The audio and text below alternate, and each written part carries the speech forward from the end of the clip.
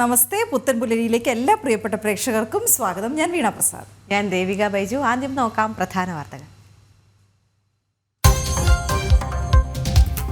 പരീക്ഷാ ചൂടിൽ കേരളം. SSLC +2 പരീക്ഷകൾ ഇന്നു മുതൽ. പരീക്ഷ എഴുതുക 15 ലക്ഷത്തോളം വിദ്യാർത്ഥികൾ. +1 പരീക്ഷ 6-ാം തീയതി മുതൽ.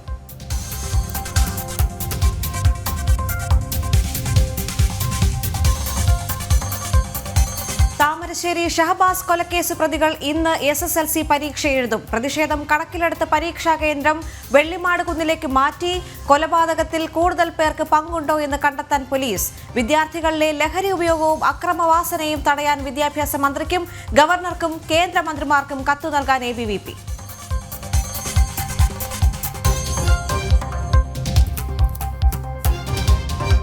സംസ്ഥാനത്ത് വീണ്ടും ആരും കൊല. പത്തനംതിട്ട കലഞ്ഞൂർപ്പാടത്ത് യുവാവ് ഭാര്യയെയും സുഹൃത്തിനെയും വെട്ടിക്കൊന്നു. കൊല്ലപ്പെട്ടത് വൈഷ്ണവി, വിഷ്ണു എന്നിവർ. വൈഷ്ണവിയുടെ ഭർത്താവ് ബൈജു കസ്റ്റഡിയിൽ.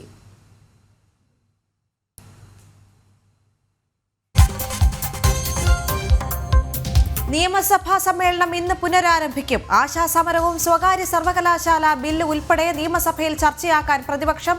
രാപ്പകൽ സമരമിരിക്കുന്ന ആശാ വർക്കർമാരുടെ നിയമസഭാ മാർച്ച് ഇന്ന്.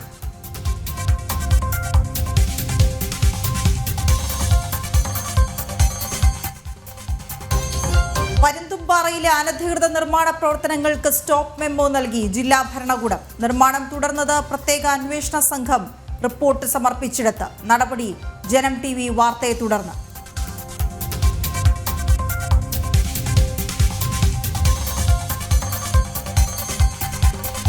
തൊണ്ണൂറ്റിയേഴാമത് ഓസ്കാർ അവാർഡ് പ്രഖ്യാപനം. ഹോളിവുഡിലെ ഡോൾബി തിയേറ്ററിൽ മികച്ച സഹനടനുള്ള ഓസ്കാർ പുരസ്കാരം കീറൻ കൾക്കിന്.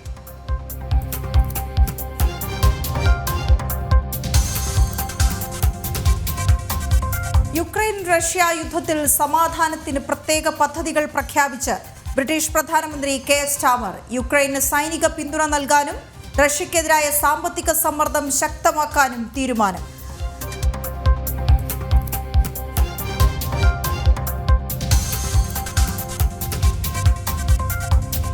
ചാമ്പ്യൻസ് ട്രോഫി സെമിയിൽ ഇന്ത്യ ഓസ്ട്രേലിയ പോരാട്ടം നാളെ. ന്യൂസിലൻഡിന്റെ എതിരാളികൾ ദക്ഷിണാഫ്രിക്ക. ഫൈനൽ ഞായറാഴ്ച.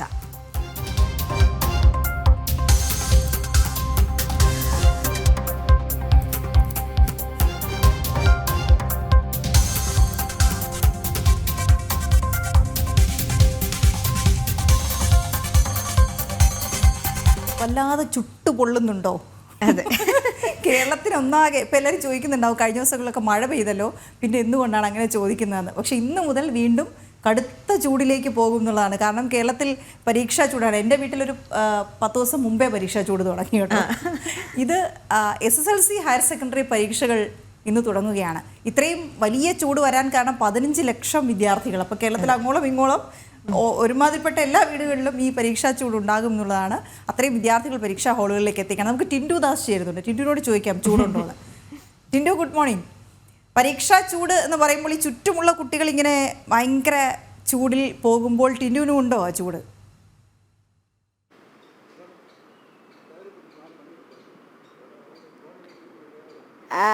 വീണ, ദേവിക, ഗുഡ് മോർണിംഗ്. തിരുവനന്തപുരം രാവിലെ നല്ല തണുത്ത് കിടക്കുകയാണ്. കാരണം ഇന്നലെ മുതൽ നല്ല രീതിയിൽ മഴ പെയ്തിട്ടുണ്ടായിരുന്നു. അപ്പോൾ പിള്ളേരുടെ പരീക്ഷാ ചൂടും തണുപ്പിക്കാനാണ് തോന്നുന്നു. നല്ല മഴ പെയ്ത് ഉള്ളൊരു അന്തരീക്ഷമാണ്. രാവിലെ നല്ലൊരു തണുത്ത അന്തരീക്ഷം. ഞാനിപ്പോൾ നിൽക്കുന്നത് തിരുവനന്തപുരത്തെ പ്രധാന സ്കൂളായിട്ടുള്ള കോട്ടൺ ഹിൽ സ്കൂളിലാണ്. നഗരത്തിലെ ഏറ്റവും കൂടുതൽ കുട്ടികൾ പരീക്ഷ എഴുതുന്നതും ഈ സ്കൂളിലാണ്. അപ്പോൾ ഇന്ന് രാവിലെ 10 മണിയോടുകൂടി പരീക്ഷകൾ ആരംഭിക്കും എന്നാണ് നമുക്ക് പറയാൻ സാധിക്കുന്നത്. നേരത്തെ വീണ സൂചിപ്പിച്ചതുപോലെ തന്നെ ദിവസങ്ങൾക്ക് മുന്നേ തന്നെ പരീക്ഷാ ചൂടും അതോടൊപ്പം തന്നെ പരീക്ഷയുടെ ഒരുക്കങ്ങളൊക്കെ ആരംഭിച്ചിട്ടുണ്ട്. ഏതാണ്ട് 10 മണിക്കാണ് പരീക്ഷകൾ ആരംഭിക്കുക. ഞാനിപ്പോൾ നിൽക്കുന്നത് തിരുവനന്തപുരം കോട്ടൺ സ്കൂളാണ്. കുട്ടികളൊന്നും വന്നു തുടങ്ങിയില്ല. അധ്യാപകരൊക്കെ വന്നു തുടങ്ങിയിട്ടുണ്ട്. കാരണം പരീക്ഷയ്ക്ക് മുന്നോടിയായിട്ടുള്ള ഒരുക്കങ്ങൾ ഈ ഹാളിൽ, പരീക്ഷാ ഹാളിൽ ഇത്തരത്തിൽ നമ്പറുകൾ ഒട്ടിക്കുന്നതും അതോടൊപ്പം തന്നെ പരീക്ഷാ ഹാള് സുരക്ഷിതമാണോ എന്നുള്ള കാര്യങ്ങൾ പരിശോധിക്കുന്നതിനും ഒക്കെ അധ്യാപകരൊക്കെ, അതായത് ഈ എക്സാമിനേഷൻ ഹാളിൽ നിൽക്കുന്ന അധ്യാപകരൊക്കെ എത്തി തുടങ്ങിയിട്ടുണ്ട് എന്നാണ് നമുക്ക് മനസ്സിലാക്കാൻ സാധിക്കുന്നത്. 2964 കേന്ദ്രങ്ങളിലായിട്ടാണ് പരീക്ഷകൾ നടക്കുന്നത്. ലക്ഷദ്വീപ് ഗൾഫ് മേഖലകളിലായി ആകെ 4,27,021 വിദ്യാർത്ഥികളാണ് പരീക്ഷ എഴുതുന്നത്. ഇത്തവണ ഗൾഫ് മേഖലകളിൽ നിന്ന് 682 കുട്ടികളും ലക്ഷദ്വീപ് മേഖലയിൽ 447 കുട്ടികളും SSLC പരീക്ഷ എഴുതുന്നുണ്ട്. 2,20,000 മലപ്പുറം ജില്ലയിലാണ് ഏറ്റവും കൂടുതൽ വിദ്യാർത്ഥികൾ പരീക്ഷ എഴുതുന്നത്. അതോടൊപ്പം തന്നെ ഈ മാർച്ച് 26-ന് പരീക്ഷ അവസാനിക്കും. ഏപ്രിൽ 3 മുതൽ മൂല്യനിർണ്ണയം ആരംഭിക്കുമെന്നും വിവരം കിട്ടിയിട്ടുണ്ട്. സംസ്ഥാനത്തൊട്ടാകെ 72 ക്യാമ്പുകളിലായിട്ടാണ് മൂല്യനിർണ്ണയം നടക്കുക. അതോടൊപ്പം തന്നെ ഹയർ സെക്കൻഡറി പരീക്ഷകളും ഇന്ന് ആരംഭിക്കുന്നുണ്ട്. 1-2 വർഷങ്ങളായി മൊത്തം 11 ലക്ഷത്തോളം കുട്ടികളാണ് പരീക്ഷ എഴുതുന്നതായിട്ട് വിദ്യാഭ്യാസ മന്ത്രി അറിയിച്ചു. അപ്പോൾ എന്തായാലും ഇന്ന് പരീക്ഷ എഴുതുന്ന എല്ലാ കുട്ടികൾക്കും എല്ലാ വിദ്യാർത്ഥികൾക്കും വിദ്യാഭ്യാസ മന്ത്രി ആശംസകൾ നേർന്നിട്ടുണ്ട്. +2 പരീക്ഷയും ഇന്ന് തന്നെയാണ് ആരംഭിക്കുന്നത്. +1 പരീക്ഷ ഈ മാസം 6-ാം തീയതി ആരംഭിക്കുമെന്നും വിവരം നൽകിയിട്ടുണ്ട്. ഈ മൂല്യനിർണ്ണയങ്ങളെല്ലാം പൂർത്തിയാക്കി, അതായത് ഏപ്രിൽ 3 മുതൽ മൂല്യനിർണ്ണയം പൂർത്തിയാക്കി നേരത്തെ തന്നെ റിസൾട്ടുകൾ പ്രഖ്യാപിക്കാൻ കഴിയുന്ന വിശ്വാസത്തിലാണ് വിദ്യാഭ്യാസ വകുപ്പ്. അപ്പോൾ വലിയ രീതിയിലുള്ള പ്രതീക്ഷകളാണ് ഒരുപക്ഷെ ഇന്ന് ഇവിടെ ആരംഭിക്കുന്നത്. സംസ്ഥാനത്ത് ആകെ മൊത്തം ഏതാണ്ട് 2000-ത്തിലധികം ഇടങ്ങളിലായിട്ട് പരീക്ഷകൾ നടക്കുമെന്നുള്ള വിവരവും കിട്ടിയിട്ടുണ്ട്.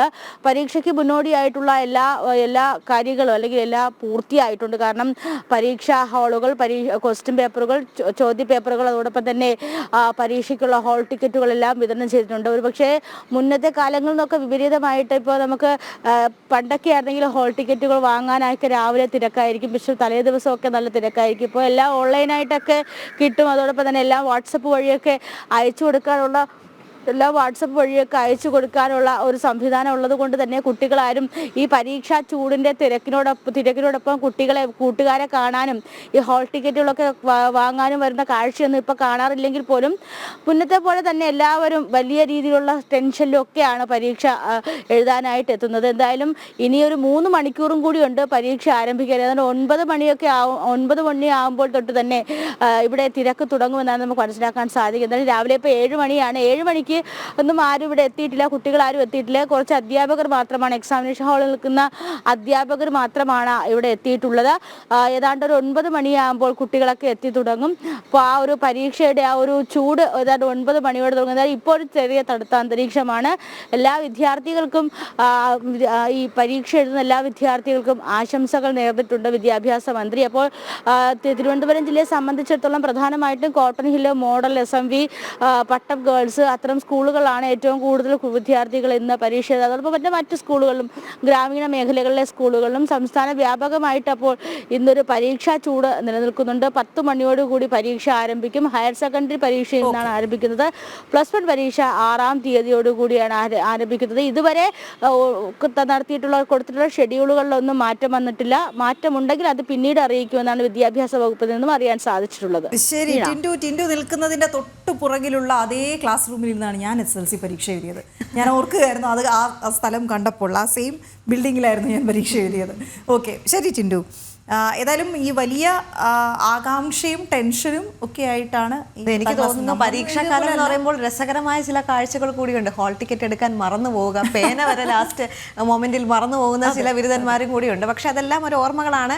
അവസാന നിമിഷത്തെ വെപ്രാളപ്പെടുത്തം എന്ന് നമ്മൾ പറയും. അതോടുകൂടി എല്ലാം പഠിച്ചതെല്ലാം മറന്നു പോകുന്ന ഒരു ഓർമ്മകളും കൂടി മനസ്സിലേക്ക് ഓടി വരികയാണ് 10ാം ക്ലാസ് എന്ന് പറയും. ഏതായാലും ഒരു 10ാം ക്ലാസ്സുകാരൻ്റെ അമ്മ എന്ന നിലയ്ക്ക് ടെൻഷനുള്ള എനിക്ക് ഷെഹബാസിന് 10ാം ക്ലാസ് പരീക്ഷ എഴുതാൻ കഴിയാതെ പോയതിൻ്റെ വിഷമവും കൂടി വല്ലാതെ ഉണ്ട്. അത് വൈകാരികമായി തന്നെ ഏറ്റെടുക്കുകയാണ്. കാരണം ഷെഹബാസിനെ കൊലപ്പെടുത്തിയ 10ാം ക്ലാസ് വിദ്യാർത്ഥികൾ പരീക്ഷ എഴുതുകയാണെന്ന്. ഷെഹബാസിന് മാത്രമാണ് പരീക്ഷ എഴുതാൻ കഴിയാതെ പോയത്. KSU പ്രതിഷേധിക്കുന്നുണ്ട്, ABVP പ്രതിഷേധിക്കുന്നുണ്ട്, ഈ വിദ്യാർത്ഥി സംഘടനകളെല്ലാം ഈ വിഷയത്തിൽ പ്രതിഷേധവുമുണ്ട്. അപ്പോൾ ഇപ്പോൾ KSUയുടെ പ്രതിഷേധം പക്ഷേ ആ സ്കൂളിന് മുന്നിൽ, ജുവനൈൽ ജസ്റ്റിസ് മുന്നിലാണ്.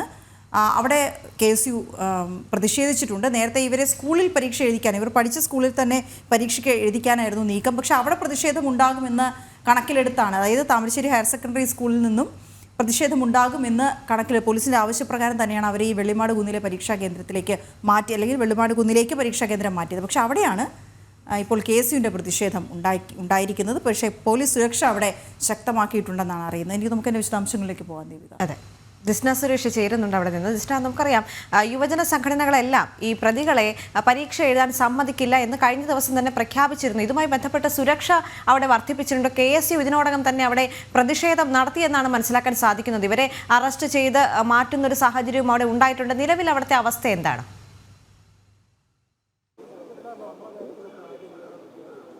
തീർച്ചയായും ദേവിക, വീണ നേരത്തെ സൂചിപ്പിച്ചതുപോലെ തന്നെ പരീക്ഷ എന്ന് പറയുമ്പോൾ ആശങ്കയുണ്ടെങ്കിലും അത് കഴിഞ്ഞ് ഒരു വിജയത്തിന്റെ നിമിഷമായിരിക്കും മുന്നോട്ട് പോകുന്നത്. പക്ഷേ ഷഹബാസിന്റെ ഉപ്പയെ സംബന്ധിച്ചിടത്തോളം SSLC കാലഘട്ടം, പ്രത്യേകിച്ച് ഈ ദിവസം അദ്ദേഹത്തിന് വളരെയധികം വേദനാജനകമായിരിക്കും. ഈ അഞ്ച് പ്രതികൾ പരീക്ഷ എഴുതുവാൻ പോകുന്നു എന്നത് തന്നെയാണ്. അത് വലിയ രീതിയിലുള്ള പ്രതിഷേധം ഉണ്ട് ഇവിടെ. പ്രത്യേകിച്ച് വെള്ളിമാട് കുന്നിലെ ജുവനൈൽ ഹോമിന് മുന്നിലാണ് നമ്മളിപ്പോൾ നിൽക്കുന്നത്. വിവിധ വിദ്യാർത്ഥി സംഘടനകളുടെ നേതൃത്വത്തിലുള്ള പ്രതിഷേധം ഇവിടെ ഉണ്ടാവുമെന്നത് കൊണ്ട് തന്നെ വലിയ രീതിയിലുള്ള പോലീസ് വിന്യാസമുണ്ട്. ഉന്നത പോലീസ് ഉദ്യോഗസ്ഥരൊക്കെ തന്നെയും ഇവിടെ എത്തി സ്ഥിതിഗതികൾ വിശദീകരിച്ചിട്ടുണ്ട്. ഈ പരീക്ഷ എഴുതുവാൻ വേണ്ടി തൊട്ടടുത്തുള്ള വെള്ളിമാട് കുന്ന് ജുവനൈൽ ഹോമിന് തൊട്ടടുത്തുള്ള കേന്ദ്രത്തിലേക്ക് ഈ പ്രതികളെ മാറ്റേണ്ടതുണ്ട്. എന്നാൽ വിവിധ വിദ്യാർത്ഥി സംഘടനകളുടെ നേതൃത്വത്തിൽ വലിയ രീതിയിലുള്ള പ്രതിഷേധം ഇവിടെയുണ്ട്. KSU ഉൾപ്പെടെയുള്ള വിദ്യാർത്ഥി സംഘടനകൾ ഇവിടെ പ്രതിഷേധം നടത്തി ആ പ്രവർത്തകരെ പോലീസ് അറസ്റ്റ് ചെയ്ത് നീക്കം ചെയ്യുന്ന ഒരു സാഹചര്യമൊക്കെ ഉണ്ടായി. എന്തായാലും വലിയ രീതിയിലുള്ള പോലീസ് സന്നാഹമാണ് ഇവിടെ ഒരുക്കിയിട്ടുള്ളത്. ABVP ഉൾപ്പെടെയുള്ള വിദ്യാർത്ഥി സംഘടനകളുടെ പ്രതിഷേധം ഇവിടെ ഉണ്ടാവുമെന്ന് തന്നെയാണ് അറിയാൻ സാധിച്ചത്. അതുകൊണ്ട് തന്നെ വലിയ രീതിയിലുള്ള പോലീസ് വിന്യാസം ഇവിടെ ഒരുക്കിയിട്ടുണ്ട്. നേരത്തെ താമരശ്ശേരി സ്കൂളിലാണ് ഈ വിദ്യാർത്ഥികൾക്ക് പരീക്ഷ എഴുതുവാനുള്ള സംവിധാനം ഒരുക്കിയിട്ടുണ്ടായിരുന്നത്. എന്നാൽ വലിയ രീതിയിലുള്ള പ്രതിഷേധം കണക്കിലെടുത്ത് അത് വെള്ളിമാട് കുന്നിലെ ജുവനൈൽ ഹോമിനടുത്തുള്ള ഒരു കേന്ദ്രത്തിലേക്ക് മാറ്റുവാൻ വിദ്യാഭ്യാസ ഡയറക്ടർ ഉൾപ്പെടെയുള്ള ആളുകൾ തീരുമാനിക്കുകയായിരുന്നു. എന്തായാലും വലിയ രീതിയിലുള്ള പോലീസ് സന്നാഹങ്ങളുണ്ട്. നമുക്കറിയാം, ഈ കേസുമായി ബന്ധപ്പെട്ട TP ചന്ദ്രശേഖരൻ വധക്കേസിലെ പ്രതിയുടെ സുഹൃത്താണ് ഇതിലെ പ്രധാന പ്രതിയുടെ അച്ഛൻ എന്ന ഞെട്ടിക്കുന്ന വെളിപ്പെടുത്തൽ പുറത്തു വന്നിട്ടുണ്ട്. ഷഹബാസിന്റെ പിതാവ് ഇക്ബാൽ ഇന്നലെ മാധ്യമങ്ങളെ കണ്ടപ്പോൾ വ്യക്തമാക്കിയ ഒരു കാര്യമുണ്ട്. ഈ കേസുമായി ബന്ധപ്പെട്ട ഉന്നത രാഷ്ട്രീയ ബന്ധമുള്ള ആളുകൾക്ക് ഈ കേസിൽ ഇടപെട്ടിട്ടുണ്ട്. ഈ നഞ്ചക്ക് ഉൾപ്പെടെയുള്ള മാരകായുധങ്ങൾ ഉപയോഗിക്കണമെങ്കിൽ പരിശീലനം കിട്ടിയ മുതിർന്ന ആളുകൾക്ക് മാത്രമേ അത് സാധിക്കുകയുള്ളൂ എന്ന കാര്യവും ഇക്ബാൽ പറഞ്ഞിരുന്നു. അത്തരത്തിൽ ആസൂത്രിതമായി ചെയ്ത ഒരു കൊലപാതകം തന്നെയാണ് ഇത് എന്ന ഒരു സ്ഥിരീകരണത്തിലേക്ക് ഉൾപ്പെടെയാണ് പോലീസ് ഇപ്പോൾ കടന്നിരിക്കുന്നത് എന്ന് തന്നെ പറയാൻ വളരെ പ്രധാനപ്പെട്ട ഒരു കാര്യമാണ് ഇന്നലെ വ്യക്തമായത്. കാരണം ആദ്യമേ തന്നെ ദിസ്ന സൂചിപ്പിച്ചതുപോലെ ഷഹബാസിന്റെ പിതാവ് ഈ വിഷയം വ്യക്തമാക്കിയിരുന്നതാണ്. ഇതിന് കുട്ടികൾ മാത്രമല്ല അന്ന് അവിടെ ഉണ്ടായിരുന്നത് എന്ന്. അപ്പോൾ അങ്ങനെയെങ്കിൽ ഈ ബന്ധങ്ങൾ കൂടുതലായി തെളിഞ്ഞു വരുന്ന സാഹചര്യത്തിൽ കൂടുതൽ CCTV ദൃശ്യങ്ങളടക്കം പരിശോധിച്ചുകൊണ്ട് കുട്ടികളുടെ സാന്നിധ്യമല്ലാതെ ആ ട്യൂഷൻ സെൻറ്ററിലെ അധ്യാപകരുടെയും സാന്നിധ്യമല്ലാതെ പുറത്തു നിന്നുള്ളവരുടെ സാന്നിധ്യം ഉണ്ടായിരുന്നോ എന്ന തരത്തിലേക്ക് കൂടി അന്വേഷണം പോകുന്നുണ്ടോ? അങ്ങനെയെങ്കിൽ ഈ കേസിൻ്റെ ഗതി തന്നെ മാറില്ലേ?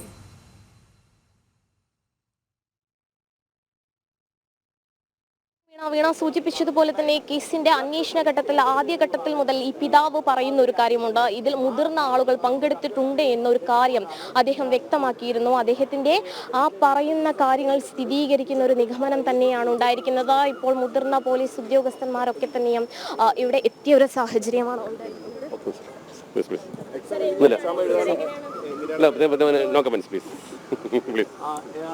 ഇത്തരത്തിൽ ഉയർന്ന പോലീസ് ഉദ്യോഗസ്ഥരൊക്കെ തന്നെയും ഇവിടെ എത്തിയിട്ടുണ്ട്. എന്നാൽ ഈ സംഭവവുമായി ബന്ധപ്പെട്ട് ഇപ്പോൾ പ്രതികരിക്കാനില്ല എന്നൊരു കാര്യം തന്നെയാണ് അദ്ദേഹം വ്യക്തമാക്കിയിട്ടുള്ളത്. വലിയ രീതിയിലുള്ള പോലീസ് സന്നാഹമുണ്ട്. നേരത്തെ വീണ സൂചിപ്പിച്ച ആ വിഷയത്തിലേക്ക് ഞാൻ കടക്കുകയാണ്. ഡിജിറ്റൽ തെളിവുകൾ ഉൾപ്പെടെയുള്ള കാര്യങ്ങൾ ശേഖരിച്ചുകൊണ്ട് തന്നെയാണ് പോലീസിന്റെ അന്വേഷണം മുന്നോട്ട് പോകുന്നത്. 40-ലധികം പേർ ഈ സംഘർഷത്തിൽ പങ്കെടുത്തിട്ടുണ്ട് എന്ന് തന്നെയാണ് നമുക്കറിയാൻ സാധിച്ചത്. അതുകൊണ്ട് ഈ 5 വിദ്യാർത്ഥികളെ മാത്രമല്ല പ്രതി ചേർക്കാൻ ഉള്ള സാഹചര്യം എന്ന് തന്നെയാണ് നമുക്കറിയാൻ സാധിച്ചത്. ഈ 5 വിദ്യാർത്ഥികൾ ഉൾപ്പെടെ മറ്റു പലരും ഈ സംഭവത്തിൽ പങ്കെടുത്തിട്ടുണ്ട്.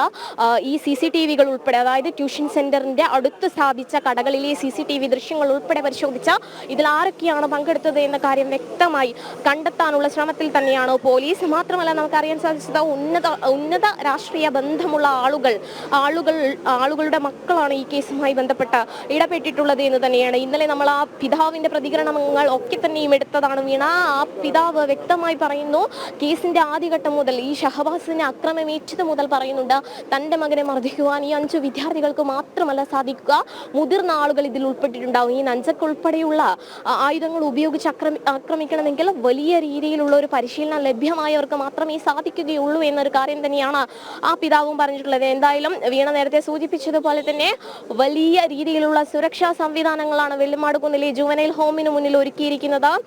ഇവിടെ നിന്ന് ഈ വിദ്യാർത്ഥികളെ തൊട്ടടുത്തുള്ള കേന്ദ്രത്തിലേക്ക് മാറ്റുമോ അതോ ഇവിടെ തന്നെ പരീക്ഷ എഴുതിക്കുവാനുള്ള ഒരു സംവിധാനം നടത്തുമോ എന്ന കാര്യത്തിലാണ് ഇനി തീരുമാനമാകേണ്ടത്. എന്തായാലും വലിയ പോലീസ് വിന്യാസമാണ് വെള്ളിമാടുകുന്ന് ജുവനൈൽ ഹോമിന് മുന്നിൽ ഒരുക്കിയിരിക്കുന്നത്. എന്തായാലും അവിടെ വലിയ സംഘർഷത്തിനുള്ള സാധ്യത മുന്നിൽ കണ്ടുകൊണ്ട് തന്നെ പോലീസ് വലിയ സുരക്ഷാ സംവിധാനങ്ങൾ അവിടെ ഒരുക്കിയിരിക്കുകയാണ്. മാത്രവുമല്ല ഇനിയും അവിടെ യുവജന സംഘടനകളുടെ ഭാഗത്ത് നിന്ന് കൂടുതൽ പ്രതിഷേധങ്ങൾ ഉണ്ടാകാനുള്ള സാധ്യത മുന്നിൽ കണ്ടുകൊണ്ടാണ് പോലീസ് സുരക്ഷാ സംവിധാനങ്ങൾ ഒരുക്കിയിരിക്കുന്നത്. വീണ, നമുക്കറിയാം ഇന്ന് ഈ വാർത്തകളെല്ലാം പുറത്തേക്ക് വരുമ്പോൾ ഏറ്റവും കൂടുതൽ ആശങ്കപ്പെടുന്നത് രക്ഷിതാക്കൾ തന്നെയായിരിക്കും അല്ലേ?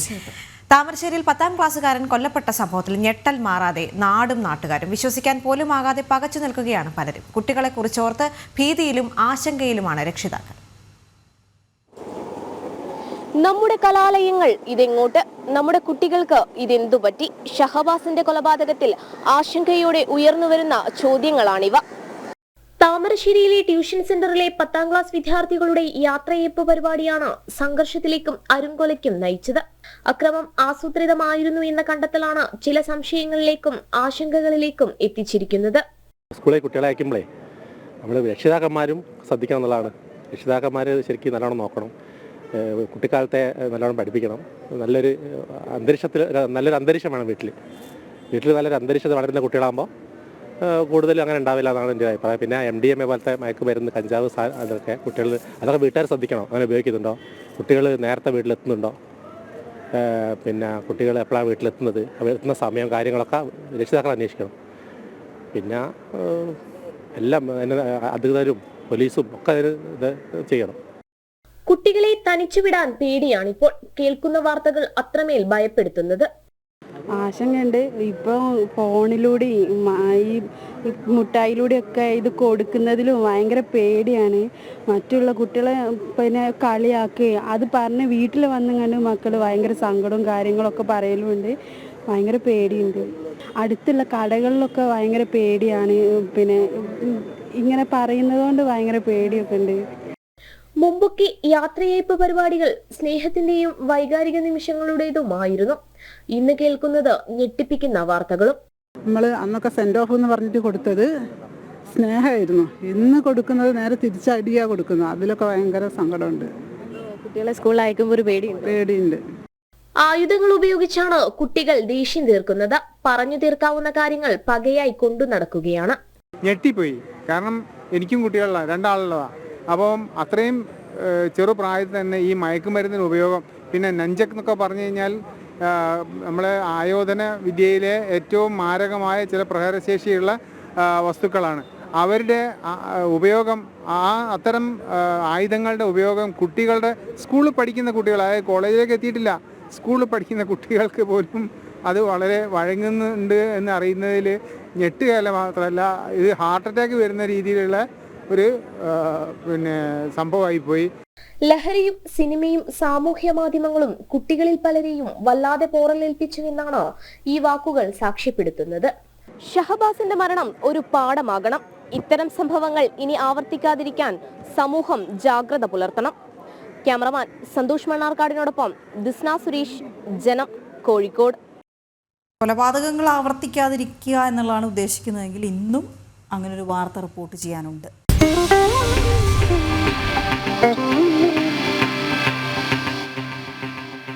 ഇടവേളയ്ക്ക് മുമ്പ് സൂചിപ്പിച്ചതുപോലെ മറ്റൊരു കൊലപാതകത്തിൻ്റെ കാര്യമാണ്. പത്തനംതിട്ട കൂടൽപ്പാടത്ത് യുവാവ് ഭാര്യയെയും സുഹൃത്തിനെയും വെട്ടിക്കൊന്നു. വൈഷ്ണവി, അയൽക്കാരൻ വിഷ്ണു എന്നിവരാണ് കൊല്ലപ്പെട്ടത്. വൈഷ്ണവിയുടെ ഭർത്താവ് ബൈജുവിനെ പോലീസ് കസ്റ്റഡിയിലെടുത്തിട്ടുണ്ട്. അയൽക്കാരനായ വിഷ്ണുവിൻ്റെ വീട്ടിലായിരുന്നു കൊലപാതകം നടന്നത്. മിഥുൻ മുരളി ചേരുന്ന വിവരങ്ങളുമായി. മിഥുൻ, എന്താണ് പോലീസ് പങ്കുവയ്ക്കുന്ന വിവരം? ബൈജുവിന് ഭാര്യ വൈഷ്ണവിയെ സംശയം ആയിരുന്നു എന്നാണ്. അവിഹിതം ആരോപിച്ചുകൊണ്ട് നിരന്തരം ഭാര്യയെ സംശയിച്ചുകൊണ്ട് ഇവർ തമ്മിൽ വഴക്കുകൾ ഉണ്ടാകാറുണ്ടായിരുന്നു എന്നാണ് പ്രദേശവാസികളും പറയുന്നത്. ഇത് തന്നെയാണ് പോലീസ് എഫ്ഐആറിലും ഉള്ളത്. ഈ വഴക്ക് പിന്നീട് ഇന്നലെ രൂക്ഷമാവുകയും വൈഷ്ണവി സമീപത്തുള്ള സുഹൃത്തിന്റെ വീട്ടിലേക്ക് ഓടിക്കയറുകയുമായിരുന്നു. ഈ സുഹൃത്ത് വിഷ്ണുവിനെയാണ് ബൈജു വെട്ടിക്കൊലപ്പെടുത്തിയത്. വൈഷ്ണവിയെ ആദ്യം കൊടുവാളുമായി ഇയാൾ പിന്തുടർന്ന് വിഷ്ണുവിന്റെ വീട്ടിലേക്ക് എത്തുന്നു. വൈഷ്ണവിയെ ഇവിടെ വെച്ച് മാരകമായ മുറിവേൽപ്പിച്ച് വെട്ടി കൊലപ്പെടുത്തുന്നു. ഇതിനുശേഷം സിറ്റ് ഔട്ടിലേക്ക് വിഷ്ണുവിനെ വിളിച്ചു വരുത്തിയ ശേഷം വിഷ്ണുവിനെയും ബൈജു വെട്ടി കൊലപ്പെടുത്തുകയായിരുന്നു. വൈഷ്ണവി സംഭവ സ്ഥലത്ത് വെച്ച് തന്നെ മരണപ്പെട്ടു. വിഷ്ണുവിനെ ആശുപത്രിയിലേക്ക് എത്തിക്കും വഴിയാണ് മരിച്ചത്. ഇന്നലെ രാത്രി 12 മണിയോടെയായിരുന്നു ഈ സംഭവങ്ങൾ നടക്കുന്നത്. 12 മണിയോടെ രണ്ടുപേരും മരിക്കുകയും ചെയ്തു. രണ്ടുപേരുടെയും മൃതദേഹങ്ങൾ ഇപ്പോൾ സൂക്ഷിച്ചിരിക്കുന്നത് പത്തനംതിട്ട ജനറൽ ആശുപത്രിയിലാണ്. ബൈജുവിനെ ഇന്നലെ രാത്രി തന്നെ കൂടൽ പോലീസ് കസ്റ്റഡിയിലെടുത്തിരുന്നു. വിശദമായിട്ടുള്ള ചോദ്യം ചെയ്യലുകൾ ഇനി വരും മണിക്കൂറുകളിലും ഉണ്ടാകും. പ്രാഥമികമായി പോലീസിന് ലഭിച്ചിരിക്കുന്ന വിവരം വൈഷ്ണവിയെ ബൈജുവിന് സംശയമായിരുന്നു. അയൽവാസിയായിട്ടുള്ള സുഹൃത്ത് വിഷ്ണുവിന്റെ പേര് പറഞ്ഞുകൊണ്ടായിരുന്നു, വിഷ്ണുവുമായി ചേർത്ത് വെച്ചുകൊണ്ടായിരുന്നു വൈഷ്ണവിയെ നിരന്തരമായി ഈ സംശയത്തെ തുടർന്നുള്ള പ്രശ്നങ്ങൾ ഇവർ തമ്മിൽ ഉണ്ടായിരുന്നത്, ബൈജുവും വൈഷ്ണവിയും തമ്മിൽ ഉണ്ടായിരുന്നത് എന്നാണ് പോലീസിന്റെ എഫ്ഐആറിൽ പറയുന്നത്. കൊടുവാൾ ഉപയോഗിച്ചാണ് വൈഷ്ണവിയെയും വിഷ്ണുവിനെയും ബൈജു വെട്ടി വീഴ്ത്തിയത്. തലയടക്കമുള്ള ശരീരഭാഗങ്ങളിൽ മാരകമായ മുറിവേറ്റിരുന്നു. രണ്ടുപേർക്കും ആഴത്തിലുള്ള മുറിവാണ് വൈഷ്ണവിക്കും വിഷ്ണുവിനും തലയടക്കമുള്ള ഭാഗങ്ങളിൽ ഏറ്റത്. ഇങ്ങനെ സംഭവ സ്ഥലത്ത് വെച്ച് തന്നെ ആഴത്തിലുള്ള മുറിവ് ഏറ്റ വൈഷ്ണവി കൊല ചെയ്യപ്പെടുകയും പിന്നീട് ആശുപത്രിയിലേക്ക് എത്തിക്കും വഴി വിഷ്ണു കൊല ചെയ്യപ്പെടുകയുമായിരുന്നു. നേരത്തെ ഒന്നിച്ച് പഠിച്ചതടക്കമുള്ള സുഹൃത്തുക്കളായിരുന്നു ഈ വിഷ്ണുവും ബൈജുവും. മുൻപരിചയമുള്ള അടുത്ത സുഹൃത്തുക്കൾ, അയൽവാസികൾ, ഇവർ തമ്മിലുള്ള ഇങ്ങനെയുള്ള ഈ സംശയത്തെ തുടർന്നുള്ള ഭാര്യയും ചേർത്ത് വെച്ചുകൊണ്ടുള്ള അവിഹിത സംശയത്തെ തുടർന്നാണ് ഇത്തരത്തിലുള്ള കൊലപാതകം നടന്നത് എന്നുള്ളതാണ് പോലീസിന്റെ എഫ്ഐആർ. എന്തായാലും വിശദമായിട്ടുള്ള അന്വേഷണം പോലീസ് നടത്തുന്നുണ്ട്, തെളിവുകൾ ശേഖരിക്കുന്നുണ്ട്. സംഭവ സ്ഥലത്ത് പോലീസ് എത്തി പരിശോധനകൾ നടത്തുന്നുണ്ട്. കോന്നി ഡിവൈഎസ്പിക്കാണ് അന്വേഷണ ചുമതല. ഉന്നത പോലീസ് ഉദ്യോഗസ്ഥരടക്കം സ്ഥലത്തെത്തി വിശദമായിട്ടുള്ള പരിശോധനകൾ വരും മണിക്കൂറുകളിൽ നടത്തും. ഇന്നലെ രാത്രിയും പോലീസ് ഉദ്യോഗസ്ഥർ ഈ സ്ഥലങ്ങളിൽ എത്തി ഈ പ്രാഥമികമായിട്ടുള്ള തെളിവുകൾ ശേഖരിക്കുകയും ബൈജുവിനെ കസ്റ്റഡിയിലെടുത്ത് ചോദ്യം ചെയ്യുകയും ഒക്കെ ചെയ്തിരുന്നു. തുടർ നടപടികളാണ് ഇപ്പോൾ പുരോഗമിച്ചുകൊണ്ടിരിക്കുന്നത്. വീണ. ഓക്കെ, ശരി മിഥുൻ. മറ്റ് റിപ്പോർട്ടുകളിലേക്ക് കൂടി എത്തുമ്പോൾ പരുന്തുംപാറയിലെ അനധികൃത നിർമ്മാണ പ്രവർത്തനങ്ങൾക്ക് സ്റ്റോപ്പ് മെമ്മോ നൽകി ജില്ലാ ഭരണകൂടം. പ്രത്യേക അന്വേഷണ സംഘം റിപ്പോർട്ട് സമർപ്പിച്ച സ്ഥലത്ത് നിർമ്മാണ പ്രവർത്തനങ്ങൾ തുടർന്നു പോന്നിരുന്നു. ജനം TV വാർത്തയെ തുടർന്നാണ് നടപടി. പരുന്തുംപാറയിൽ 20-ലധികം പേരുടെ കൈവശമുള്ള സ്ഥലത്തിന്റെയും പട്ടയത്തിലെയും സർവേ നമ്പർ വ്യത്യാസം റവന്യൂ വകുപ്പിന്റെ പ്രാഥമിക പരിശോധനയിലാണ് കണ്ടെത്തിയത്. പരുന്തുംപാറ സംബന്ധിച്ചോളം അത് നമുക്ക് മഞ്ഞുമല എന്ന പേരുമൊരു വില്ലേജ് രണ്ടിനിടയ്ക്കുള്ള ഒരു ഭാഗമാണ് നമ്മൾ പരുന്തുംപാറ എന്ന് പറയുന്നത്. അതിൽ ചില കേസസിൽ അവർക്ക് ശരിക്കും പട്ടയം കൊടുത്തുള്ള കേസാണ്. പക്ഷേ ആ പട്ടയത്തിലുള്ള സർവേ നമ്പറും അവർ കൈവശം ഇരിക്കുന്ന സർവേ നമ്പറും തമ്മിൽ ഡിഫറൻസ് ഉണ്ട്. ഇതേപോലെ നമുക്കൊരു 20-ലധികം കേസസ് നമ്മൾ കണ്ടെത്തിയിട്ടുണ്ട് ഡിജിറ്റൽ സർവേയുടെ ഭാഗമായിട്ട് തന്നെ. സോ ഇത് നമ്മുടെ ഡിജിറ്റൽ സർവേ ആ ഭാഗത്തിലേക്ക് മാത്രം കൂടുതൽ ശ്രദ്ധയോട് കൂടി ചെയ്യാനാണ് ഒരു ഡയറക്ഷൻ കൊടുത്തിരിക്കുന്നത്. നമുക്ക് ഇനി ഒരു 15 days to 1 month 30 days ആണ് പറഞ്ഞിട്ടുള്ളത്. അതിന്റെ ഭാഗമായിട്ടാണ് ഈ കേസസും വരുന്നത്. അത് ചെയ്യുമ്പോൾ തന്നെ പേരലി നമ്മുടെ റവന്യൂ ടീമും അവിടേക്കുള്ള പട്ടയം ഇഷ്യൂ ചെയ്തതും NOC ഇഷ്യൂ ചെയ്ത് ആ കേസസ് എല്ലാം കൂടി ചെക്ക് ചെയ്യുന്നത് സബ് കളക്ടർ തലത്തിൽ ചെയ്യും. അത് ചെയ്യുമ്പോൾ നമുക്ക് ഇതിന്റെ അവസാനമാണ് കൃത്യമായിട്ട് നമുക്ക് അറിയാൻ പറ്റും ഇത് എൻഫോഴ്സ്മെന്റ് ആണോ എന്താണ് കാര്യങ്ങളുള്ളത്. പക്ഷേ എന്തെങ്കിലും പോലും ഇങ്ങനെ വ്യാപകമായിട്ട് മണ്ണെടുക്കണമെന്നോ കാര്യങ്ങളൊന്നുമില്ല. സ്റ്റോപ്പ് മെമ്മോ ഇഷ്യൂ ചെയ്യാനുള്ള നിർദ്ദേശം കൊടുത്തിട്ടുണ്ട്. ഇന്ന് ഇഷ്യൂ ചെയ്ത് കാണും.